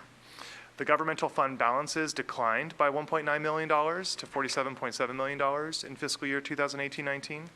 This is mainly attributable to the $6 million PG&E penalty settlement that the city received in fiscal year 17-18 as a one-time revenue that did not occur in fiscal year 18-19. So if you control for that one-time revenue, it normalizes. The city did realize modest increases in various tax revenue sources, and there was some increased expenditures from the city's robust capital improvement program and personnel costs from filling many vacant positions in fiscal year 18-19. You can see here that the net pension liability, which is the city's PERS pension liability for all of its employees, actually decreased slightly to $88.7 million. And I have a number of slides coming up that will talk more about the city's pension liability in the coming years. This slide summarizes the assets and liabilities for the governmental funds comparing fiscal year 18-19 to the prior year. The general fund balance has decreased by $1.9 million year over year. The major factors contributing to this include the additional liabilities from the net pension liability that I talked about earlier, the additional debt service payments that the city has made from a few items. One was the router service payments in the CityNet and cable department for their router program, and also controlling for the $6 million settlement from the PG&E, which was a one-time revenue source for assets in fiscal year 17-18.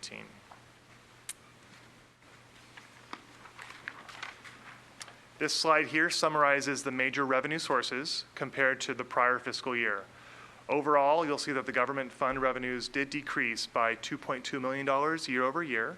Again, after controlling for and taking out the one-time PG&E settlement money, which is recorded in the fines and forfeitures line here. You'll see it in fiscal year 17-18 and not in fiscal year 18-19.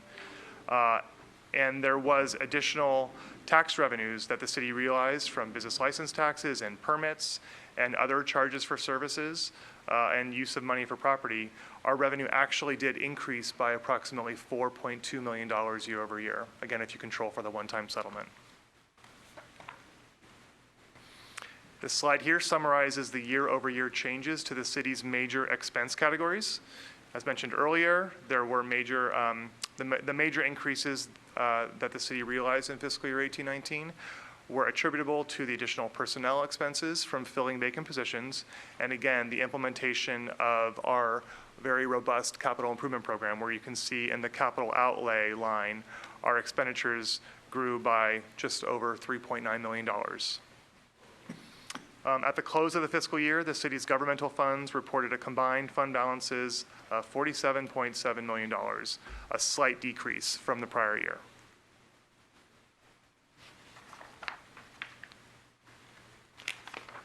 Okay, so moving on, this slide here summarizes the net position of the city's 4 enterprise funds, which I'll walk through just briefly.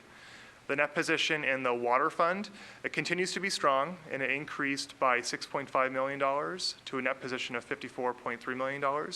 This was a result of additional revenue that was planned through the rate increases that council approved back in 2017. And those funds will be used to implement the very robust capital improvement program in the Water Enterprise Fund. For stormwater, the net position actually decreased by approximately $200,000 year over year.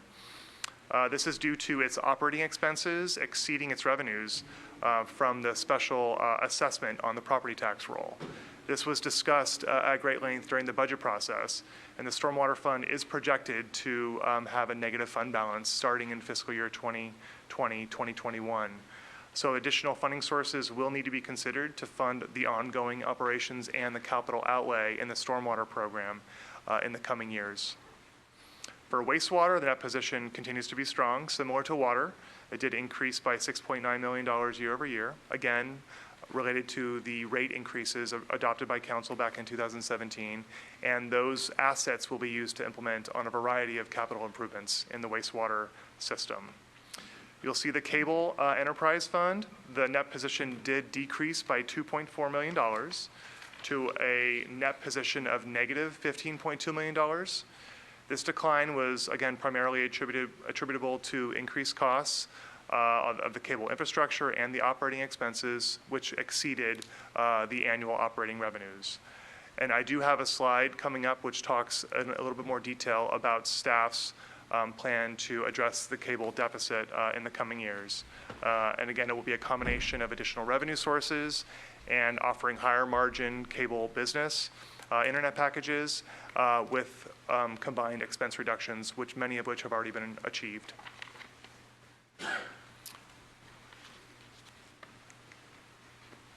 So now I want to spend a little bit of time talking about pension. The city continues to experience significant impacts from increasing costs of the retirement benefits through the CalPERS system. The employee retirement benefits totaled $7.2 million in fiscal year 18-19, which we paid to CalPERS, and it's expected to increase by approximately $1 million in fiscal year 19-20. GASB 68 was first implemented in fiscal year 14-15, and it required that the city's net pension liability of our contribution in the pension system be reported and reflected in our net position in our financial statements. The net pension liability is the difference between the total pension liability, or the present value of the projected benefit payments that we would pay out, the CalPERS system, and the assets.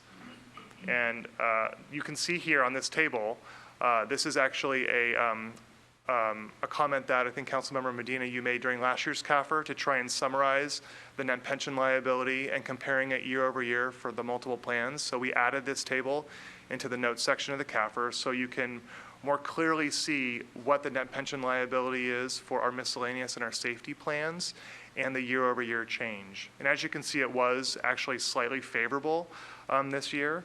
There are many factors that go into what the net pension liability is on these actuarial reports, including the projected benefit payments that are expected to occur over the coming years, what interest and how successful the investments are with the CalPERS system, among many other factors that they use to prepare these very detailed actuarial reports. This slide here does summarize our net present liability, our PERS unfunded liability, what it has been in prior years and what it's going to be in the upcoming fiscal years. The graph to the left shows the trend from 2010, 2011 through fiscal year 17, 18. And then the graph to the right shows what the city has to contribute and pay to CalPERS for the employer's contribution into the system. And you can see that it increases year over year through fiscal year 2024-25. So we will anticipate to continue to have to increase our contribution over the next few years. But what is really important to note is that the city's annual payment to CalPERS for the annual amount of the net pension liability, it is a plan. And it is a plan that is expected to pay it off over time. You can see on this graph here, what I did was I took the actuarial report, which shows us the plan to contribute to pay off the net pension liability, and it shows the balance of that of the net pension liability decreasing over time and actually being paid off by 2043.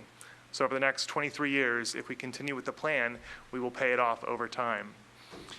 Cities have employed various options and strategies to speed up the payment of paying off the net pension liability much quicker. And the city is currently working on one strategy, which I wanted to provide just a brief overview with you right now. This is actually a key component of the comprehensive fiscal sustainability project, is addressing the growing pension costs and the net pension liability to the city. And so looking into this is one component of that plan, and it is setting up a pre-funding trust. It's called a Section 115 trust, and many cities across the state have set one of these up.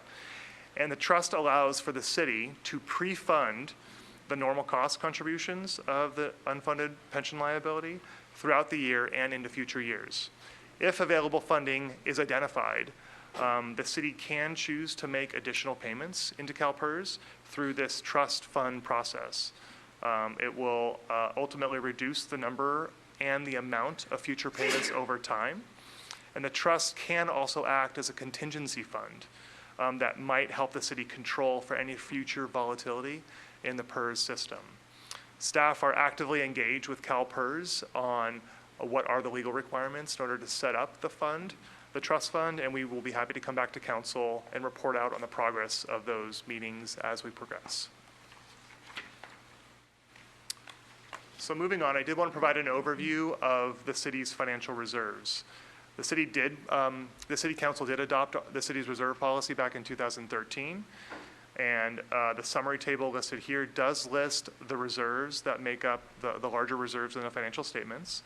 Overall, you can see that the reserve balances are at $26.4 million, which is an increase of $2.3 million from the prior fiscal year. So it's a great trajectory going into this year.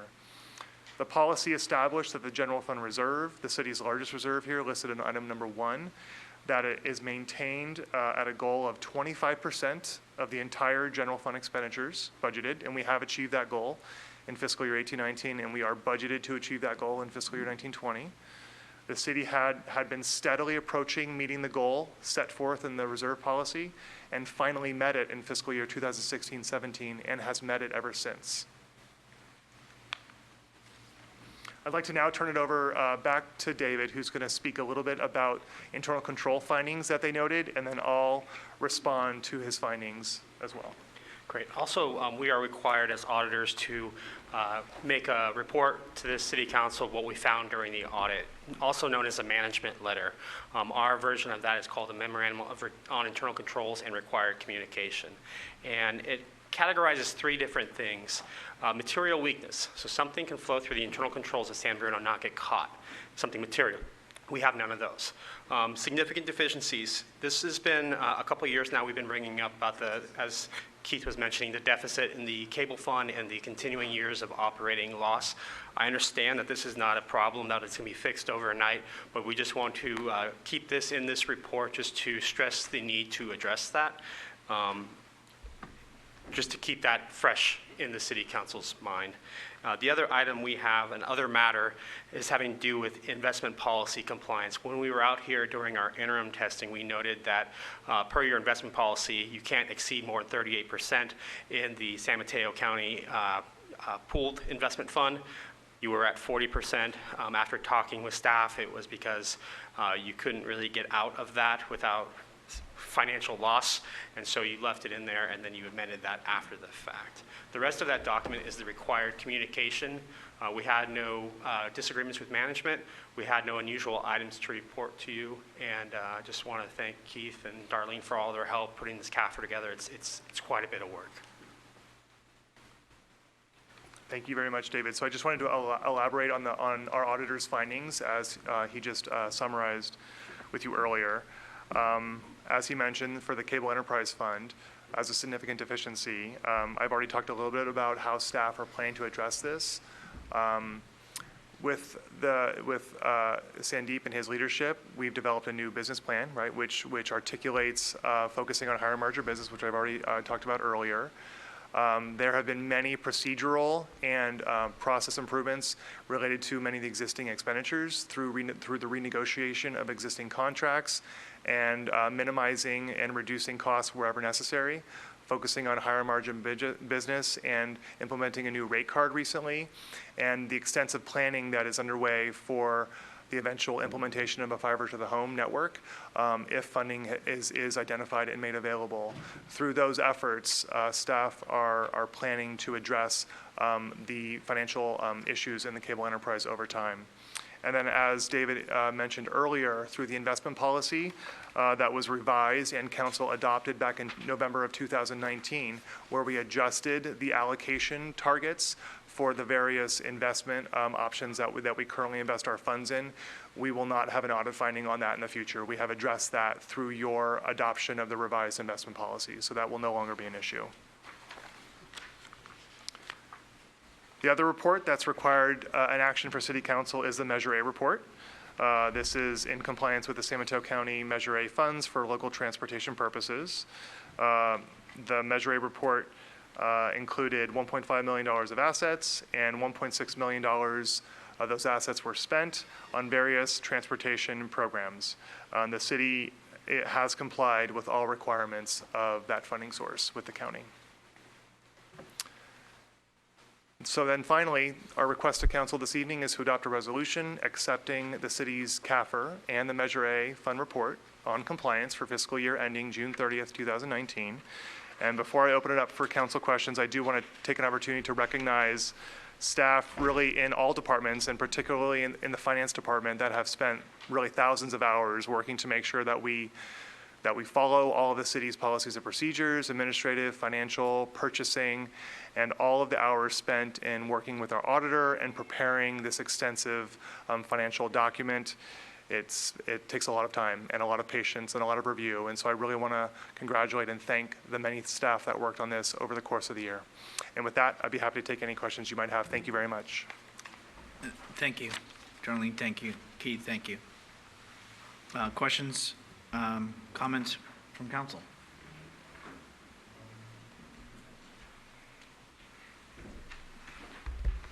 Anyone? Linda, anything?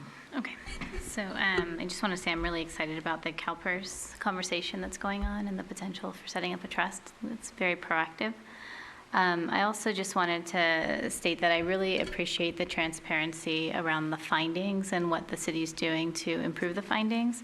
And overall, this is my first night on the council, but Keith, I have been watching your work, and I really appreciate you being here in San Bruno. Your team is excellent, your reports are excellent, so thank you very much.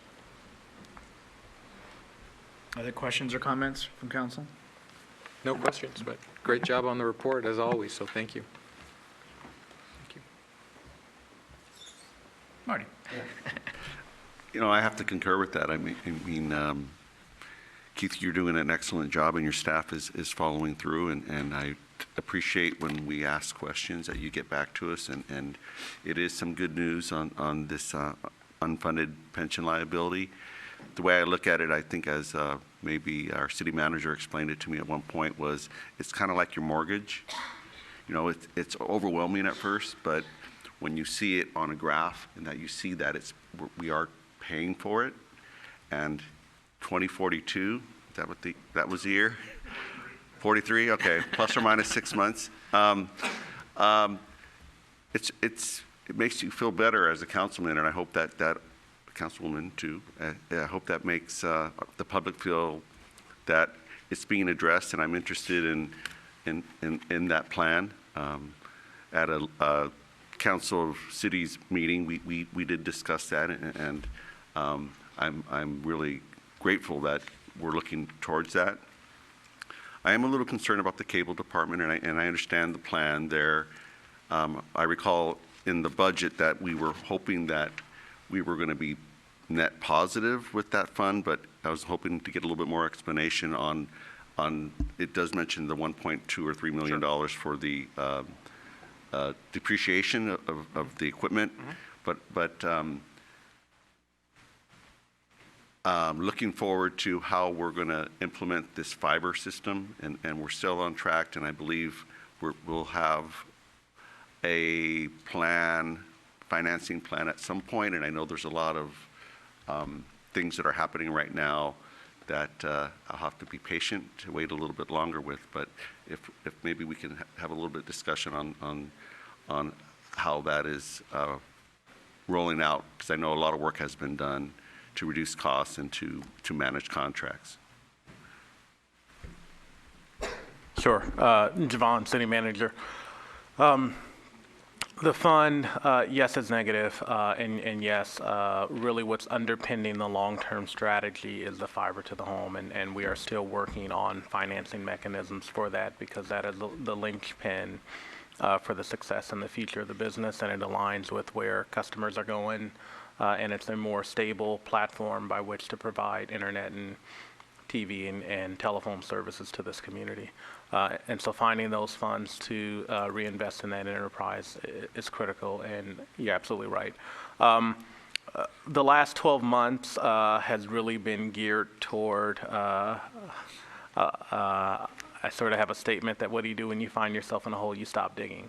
And that was our game plan for the cable enterprise over the last 12 months, was to figure out ways to renegotiate contracts and get our costs lower. And the council knows, and at our budget presentations, we talked a lot about that, how we renegotiated a lot of contracts to get our costs lower, and actually have brought down the price point of some of our services. And the good news is that even though we're bringing down the price point, we're actually making more money, because the enterprise makes its money off the margin, right? We have to pay Fox, HBO, Showtime, KTVU, just like all the other big cable providers. So on the rate we negotiate with them and the rate we sell it at, we make our money on the margin. And the goal to stay in business, and when we rolled out that business plan, what was really underpinning that was 3 prongs. One, making sure that we had the right people to run the enterprise, and I think we do. 2, making sure that we had a business plan that was appropriate and aligned to where the future of the technology was going, and I think we do. And the 3rd was having a public good for staying in the business, because we don't have to provide cable services. And that public good was, we know that with the fiber to the home project, we can provide cable and internet services at a lower price point to this community than the national competitors. And that is really underpinning that. It's really having a public benefit to stay in the business. But again, what's underpinning that is progressing towards financing the $12.3 million it's going to cost to do the fiber to the home project. And we are continuing to work on that. That is very much on staff's work plan. And hopefully within 2020, we have a way forward on that.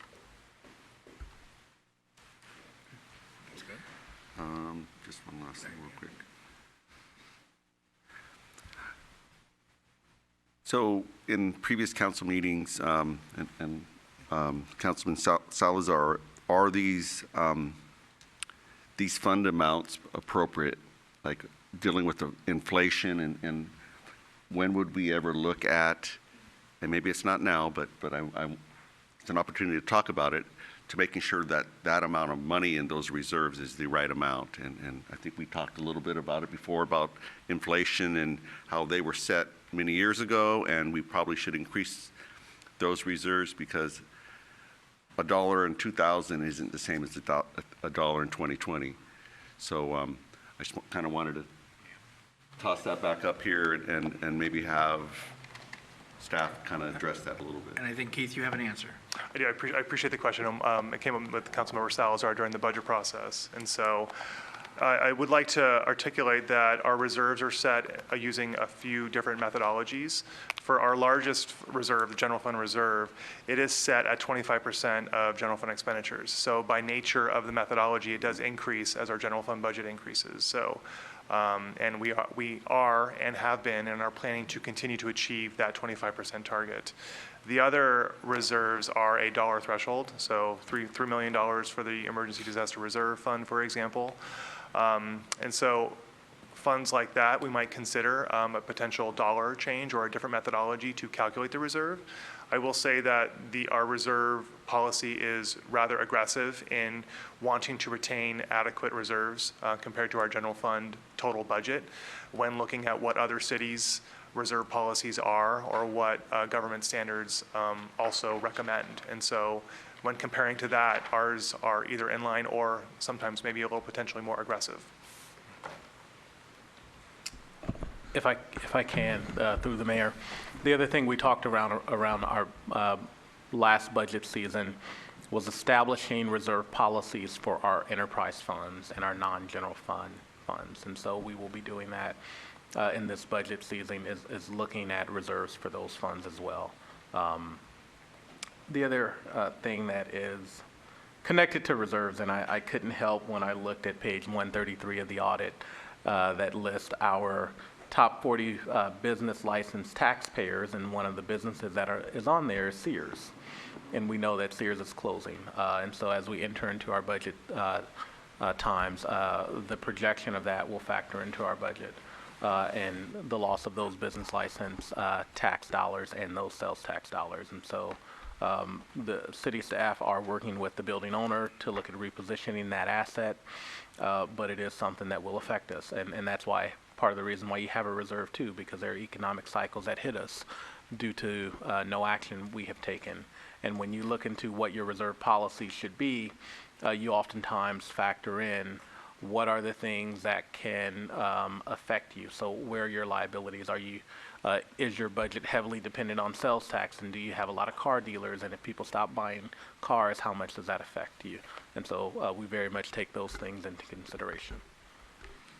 For me, on the equipment reserves, when was the last time we reviewed that? I know since I've been here, we went through it, kind of cleaned it up, took things off the assets list that we were reserving for that no longer were there, adjusted those. So through the chair, through our annual budget process, that is the time where we at least annually revisit our equipment reserve documentation. So the list of equipment and vehicles that we plan to refresh or to replace after its useful life. We do that at least annually, but during the operating year, as we actually purchase or plan to purchase items that are on that equipment reserve that are budgeted, we will update our list accordingly so that it's sort of an ongoing, maintained, managed process. And every year during the budget process, council will receive a list of equipment replacements or new equipment purchases and vehicles for your consideration during the year. And as I reported during the budget process, we conducted a more thorough analysis during the fiscal year 19-20 budget process, where we tried to understand more collectively whether or not we are adequately funding the planned useful life replacement for most of those cities' assets. And so we have a better handle on sort of where we are now and where we need to go as we move through the budget processes here going forward. Right. Thank you.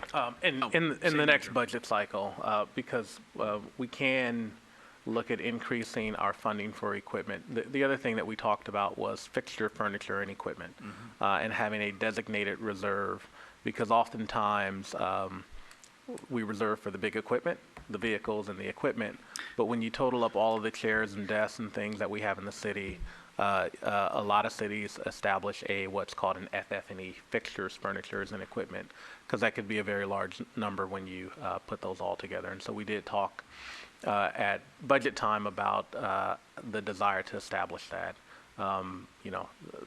You can establish the fund, but sort of growing the economic base of the city is what we also need, so we will have the funds to fund those reserves. Thank you. Any other questions or comments from council? There is a request to adopt a resolution on this. Any action? Through the chair, I'll move that we adopt the resolution. I'm sorry. Hold on. I don't know if we have any. Anybody from the public want to talk about money? Dollars? Okay. Let's go back to actions from council. Through the chair, I move that we adopt the resolution accepting the CAFR and the Measure A fund report. Is there a second? Aye. Councilmember Mason? Aye. Councilmember Medina? Aye. Vice Mayor Salazar? Aye. Mayor Medina? Aye. Motion carries. Thank you. Item C. Item 6C, receive update on status of local emergency related to repairs to Crestmore Canyon and continuing declaration of a local emergency. We'll have Director Jimmy Tan, who runs our Public Works Director, provide this presentation. Good evening, Honorable Mayor and members of the City Council. Happy New Year. Tonight I'll provide a very brief presentation here in regards to the Crestmore Canyon Slope Stability Project. The objective of tonight's presentation is to provide a progress update on the project since our last presentation on December the 10th. Here's the agenda. Provide a brief background, followed by a timeline showing our project progress. Provide some information on the slope stabilization plan, cost estimates, current project schedule, and lastly, I'll answer any questions that you may have. So here's a background. So what actually evolved out of this? So back in December 2nd, I'm sorry, one of the city staff was notified about a storm drain issue near the vacant lot at San Bruno Avenue and Glenview Avenue area. Staff went to the site, started walking around the area, and noticed a large portion of the existing hillside had eroded and down to the canyon. Then the city declared a local emergency on December 3rd, and staff came to council on December 10th, and the city manager presented the issue and the project, and then staff requested during the time to ratify the local emergency proclamation, and to also waive the competitive bidding requirements, which is normally required as part of the state law and San Bruno Municipal Code. And lastly, authorize the city manager to execute any contracts for the mitigation efforts and to appropriate funds for the emergency disaster reserve funds. Here's the project progress. Going to show you, how fast the city actually reacted to this issue here. December 3rd is when we declared an emergency. Staff coordinated with Conshires and Associate, which is our geotechnical engineer, to go to the site and assess the issue. We also hired a company to fly the drone to capture the video of the slide area. And the staff also closed one westbound lane along San Bruno Avenue. On December 4th, we started contacting contractors that specializes in hillside erosions, and we also coordinated with Conshire Associates regarding the mitigation efforts. On December 5th, we contacted our as-needed storm drain contractor, C2R Engineering, to go to the site to determine whether they can assist in repairing or mitigating the storm drain issue on the site. So the city has an already existing contract with this contractor, so we will easily be able to mobilize on site if we wanted them to do anything. December 6th, we coordinated with one of the contractor that performs erosion controls, hillside drilling, to provide a cost estimate for the project based on the recommendations provided by our geotech engineer. And we also received cost estimate from the C2R Engineering, which is the storm drain contractor. We received cost from hillside drilling on December 9th. And on December 10th, during the day of the council meeting, C2R Engineering already started mobilizing their equipment to begin construction of the storm drain pipeline. On December 12th, C2R Engineering completed the storm drain construction work. Draft agreements for the drilling contractor, the hillside drilling contractor, and Conshire Associates were drafted. And December 19th, we received design drawings from hillside drilling from their structural engineers. December 20th, the city met with PG&E representative to discuss two of their large utilities along San Bruno Avenue. One was the 230 kV, and the other one was the 24-inch high-pressure gas lines, which I'll show you later on a plan view. On December 8th, just recently, Hillside Drilling completed the final design drawings in coordination with both the geotech and structural engineers, and they ordered the materials, beams to be used on the project. So that's being fabricated right now. Here are some of the plans. I know previously on December the 10th at the council meeting, city manager showed the draft plans, but I'm just going to show you the final set of plans. It's very technical here. I won't go into too much details on some of these here. So this shows the 12 tiebacks location. These are lines going from the hillside where the Crestmore Canyon towards San Bruno Avenue towards Lenardi's. You see a hatch mark along the westbound lane. That's the 230 kV. The electrical duct bank that's belongs to PG&E, and the other is the gas line, which on the eastbound lane of San Bruno Avenue is the 24-inch gas line. So we're basically building a wall at the Crestmore Canyon area, and using tiebacks to hold the walls down. So the tiebacks will extend about 70 feet towards the south of southerly direction along perpendicular to San Bruno Avenue. Here's a cross section of that view. It shows the drill piers that's going 50 feet below grade, and the tiebacks are installed about 20 degrees to, again towards the Lunardi's or southerly direction.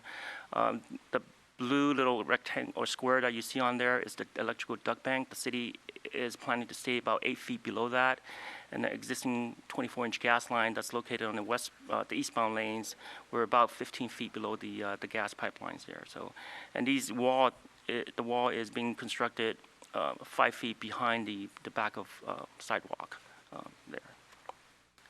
Here's another view that shows the structural engineer's drawings, pretty complex, in regards to what it has to do to stabilize the roadway and then the hillside.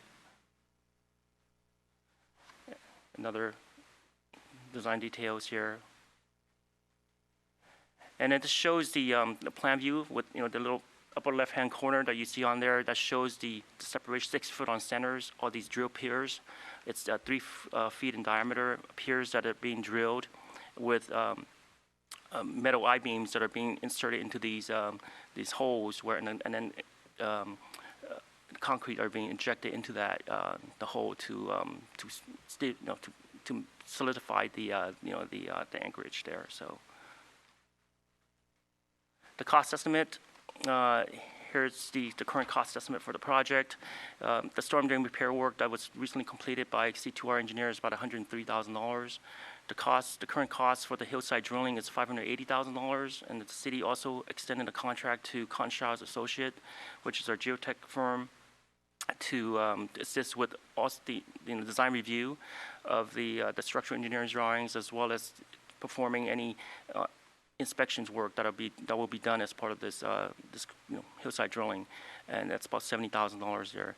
And current other work that we're planning to do currently right now is to pave.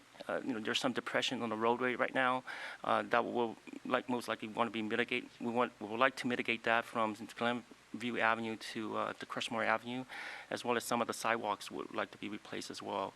So it's about $135,000 for that work that we've estimated. Additional measures, if the city wants to proceed with that, is to shotcrete and soil nail anchors. That's about $400,000 to kind of stabilize the other areas, the canyon. The schedule-wise, as I mentioned, the storm drain repair has been completed, and beams have been ordered on January 8th, and currently right now it's under fabrication, and it has to be painted before it's brought to the site. The contractor is planning to mobilize on January 22nd, and then potholing utilities will commence thereafter. PG&E has been notified of this work, and they will be present on site to observe any of the potholing work within their utilities area. So they've confirmed that to me already. And the current estimated completion, weather pending, we're thinking, maybe early March or sometime in mid-March it'll be done. That's all I have. Thank you. Any questions from council? Michael? I was a little concerned when you mentioned that gas line going down there, but as long as PG&E is doing their own potholing, I know that their records tend to be a little iffy sometimes. So just make sure they know where the shut-off valve is this Yes. time. I think looks like it's progressing nicely, so good work. One quick question. So are we still in a state of emergency at this point? The local disaster proclamation is in effect and will be in effect until all the work is completed. Similar, the council may remember when a vehicle ran into the senior center, that local emergency was open for quite some time. And so that does provide powers to the city to continue to expend funds from our emergency disaster reserve and to continue with the work. Okay, thank you. Other questions from council? Yeah, just understanding that funds may not have been there, could this situation, had the situation been mitigated, would it have been less costly? It's a little bit difficult to tell, too, and we would have to design it, and then we would have to bid it. It could potentially be a little bit less, but it's hard to estimate, depending on the bidding climate as well. Okay. Yeah. Thank you. Anything else from council? If not, Jimmy, thank you for the report. Thank you to you and your team for acting quickly, getting the project and getting a resolve. Thank you. Okay, we're going to go ahead and move on to comments from council members. I'm going to start and then circle back. We're going to adjourn and some memories of individuals. But anyway, on the 28th, the next council meeting, we'll be bringing forward appointments. After seeing, I'm vetting. One, I had to check for somebody on the council whether it was a conflict of interest through their legal counsel, as well as staff is prepared to take on one that another community does. So vetting those. But the other thing, too, at that time is setting up some ad hoc committees for one-time purposes. And what my thought process is, we'll go over on the 28th, is to have not just one for the K through 8, specifically, obviously, on the topic that's around town, right, Ingval, but also to have one for the high school in regards to Crestmore. Also, to have more of a collective, and this one's in the works, so that's why I need the time, is, we were up at the State of the City at Skyline College. I was here in an event for Cappuccino on Saturday. And really, it's all a community. It's all of us working together. It's all of us seeing the youth K through 8 progress, hopefully to CAP, which is a darn good school, a little bias here, and then obviously maybe going over to community college. So what I'm trying to see if it's viable is to have those three agencies, junior college, high school, K through 8, meet once or twice a year, just to keep each other on track, on target, communication, collaboration of what's going on in our community. And even if it's once or twice a year, I think it helps us in the end so that we all kind of know what each other are doing and kind of keep ourselves on track. And what none of us like up here is surprises. And so hopefully that enables us to have that line of communication too. So I'll be bringing that forward.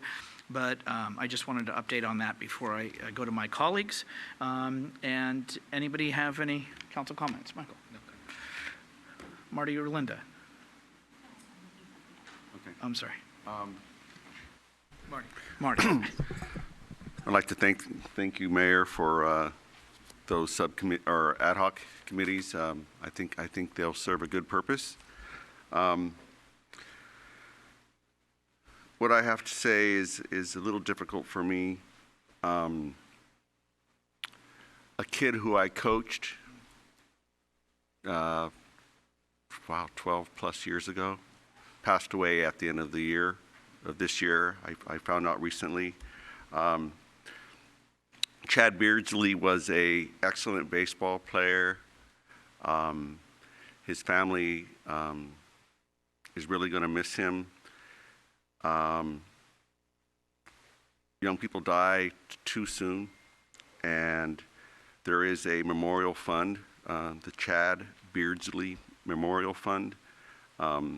I was fortunate enough to coach Chad here in San Bruno for 3 years, and it's hard to believe that he's no longer here. And I just wanted to acknowledge that and just let people know that he will be missed, and there is a GoFundMe page for him. So thank you. Linda. So I just wanted to follow up and ask that we look into that. The woman who got up earlier and asked for a proclamation for the 100th anniversary of the women's right to vote, I'd be definitely interested in that, and hopefully we can look into that as a council and as staff. I wanted to also ask staff about where we were with the communications plan. I know that Council Member Davis and Council Member O'Connell had been initially, I think, assigned to it, or they'd been working on a committee, where we are with that communication plan. I wanted to acknowledge, just for the record, that the Planning Commission had their annual report tonight, and we also had Planning Commissioners Val Morgan, Aros Harmon, and we still have Commissioner Tom Hamilton here. Thank you for coming to the meeting. I wanted to echo Mayor Medina's comments about the ad hoc committee. I really hoped and wish that the school district and the city would have actually engaged in an ad hoc committee prior to where we are now. And that brings me to just informing the public that tomorrow night there will be a meeting at Allen at 7:00 p.m. where the agenda doesn't state it clearly in my opinion, but it is anticipated that there will be a vote for the sale of Engvall tomorrow night for the 21 acres. So I really encourage the public to attend that meeting. Thank you. Okay. We're going to adjourn in a moment of silence, but also to announce the council did not conclude the closed session, so we're going to go back to closed session in regards to employee performance evaluation pursuant to Government Code Section 54957. There are two persons that passed away last month, and I just was told of one a short time ago and was unaware. It's Norma Griffin. Norma Griffin is a person who's lived in San Bruno for quite a while. She was married to Fred Richard Griffin, better known as Dick Griffin, the first elected mayor of the city of San Bruno. And she is now, after they were married for 50 years, and she has been laid to rest next to him at the Golden Gate Cemetery, which is appropriate. There is a tree dedicated to Dick Griffin at the Buckeye Park, which they live near, as well as were she was quite instrumental in some of the grove of trees that were planted there many years ago. So that's the first thing to acknowledge. The second one is Harry Redlick. Harry Redlick is a gentleman who was married for 61 years, lived in San Bruno for 58 of those years with him and his wife. He was a teacher, a coach for 22 years. He served in the U.S. Army during the Korean War. He served as the elected member on the elementary school board for 16 years. He served on the Planning Commission for 9 years. He served on the City Council for 4 years. I went to the service to represent and offer our condolences to his family. And one thing that I found interesting was that there were his former students that he taught track to who showed up and told of their stories. The one thing for Harry is, even after he retired, it was noted that, and he came from Germany as a young child, is that he went and became a tour guide because he just wanted to be active, and he wanted to, he was a go-getter up until the end. And so he left San Bruno probably about a year ago or so. But I will tell you, as a city employee that dealt with him when I was on the council for odds and ends, he was a respectful man, treated everybody equally, and made you feel special, and he had an infectious smile. So for a gentleman who's given to this community, I wanted to adjourn tonight in a moment of silence and in his honor for his service to this community.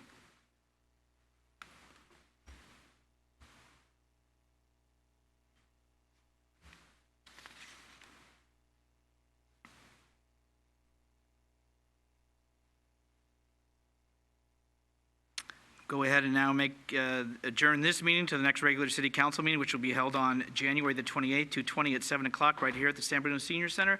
Everybody, be safe and enjoy the rest of your week.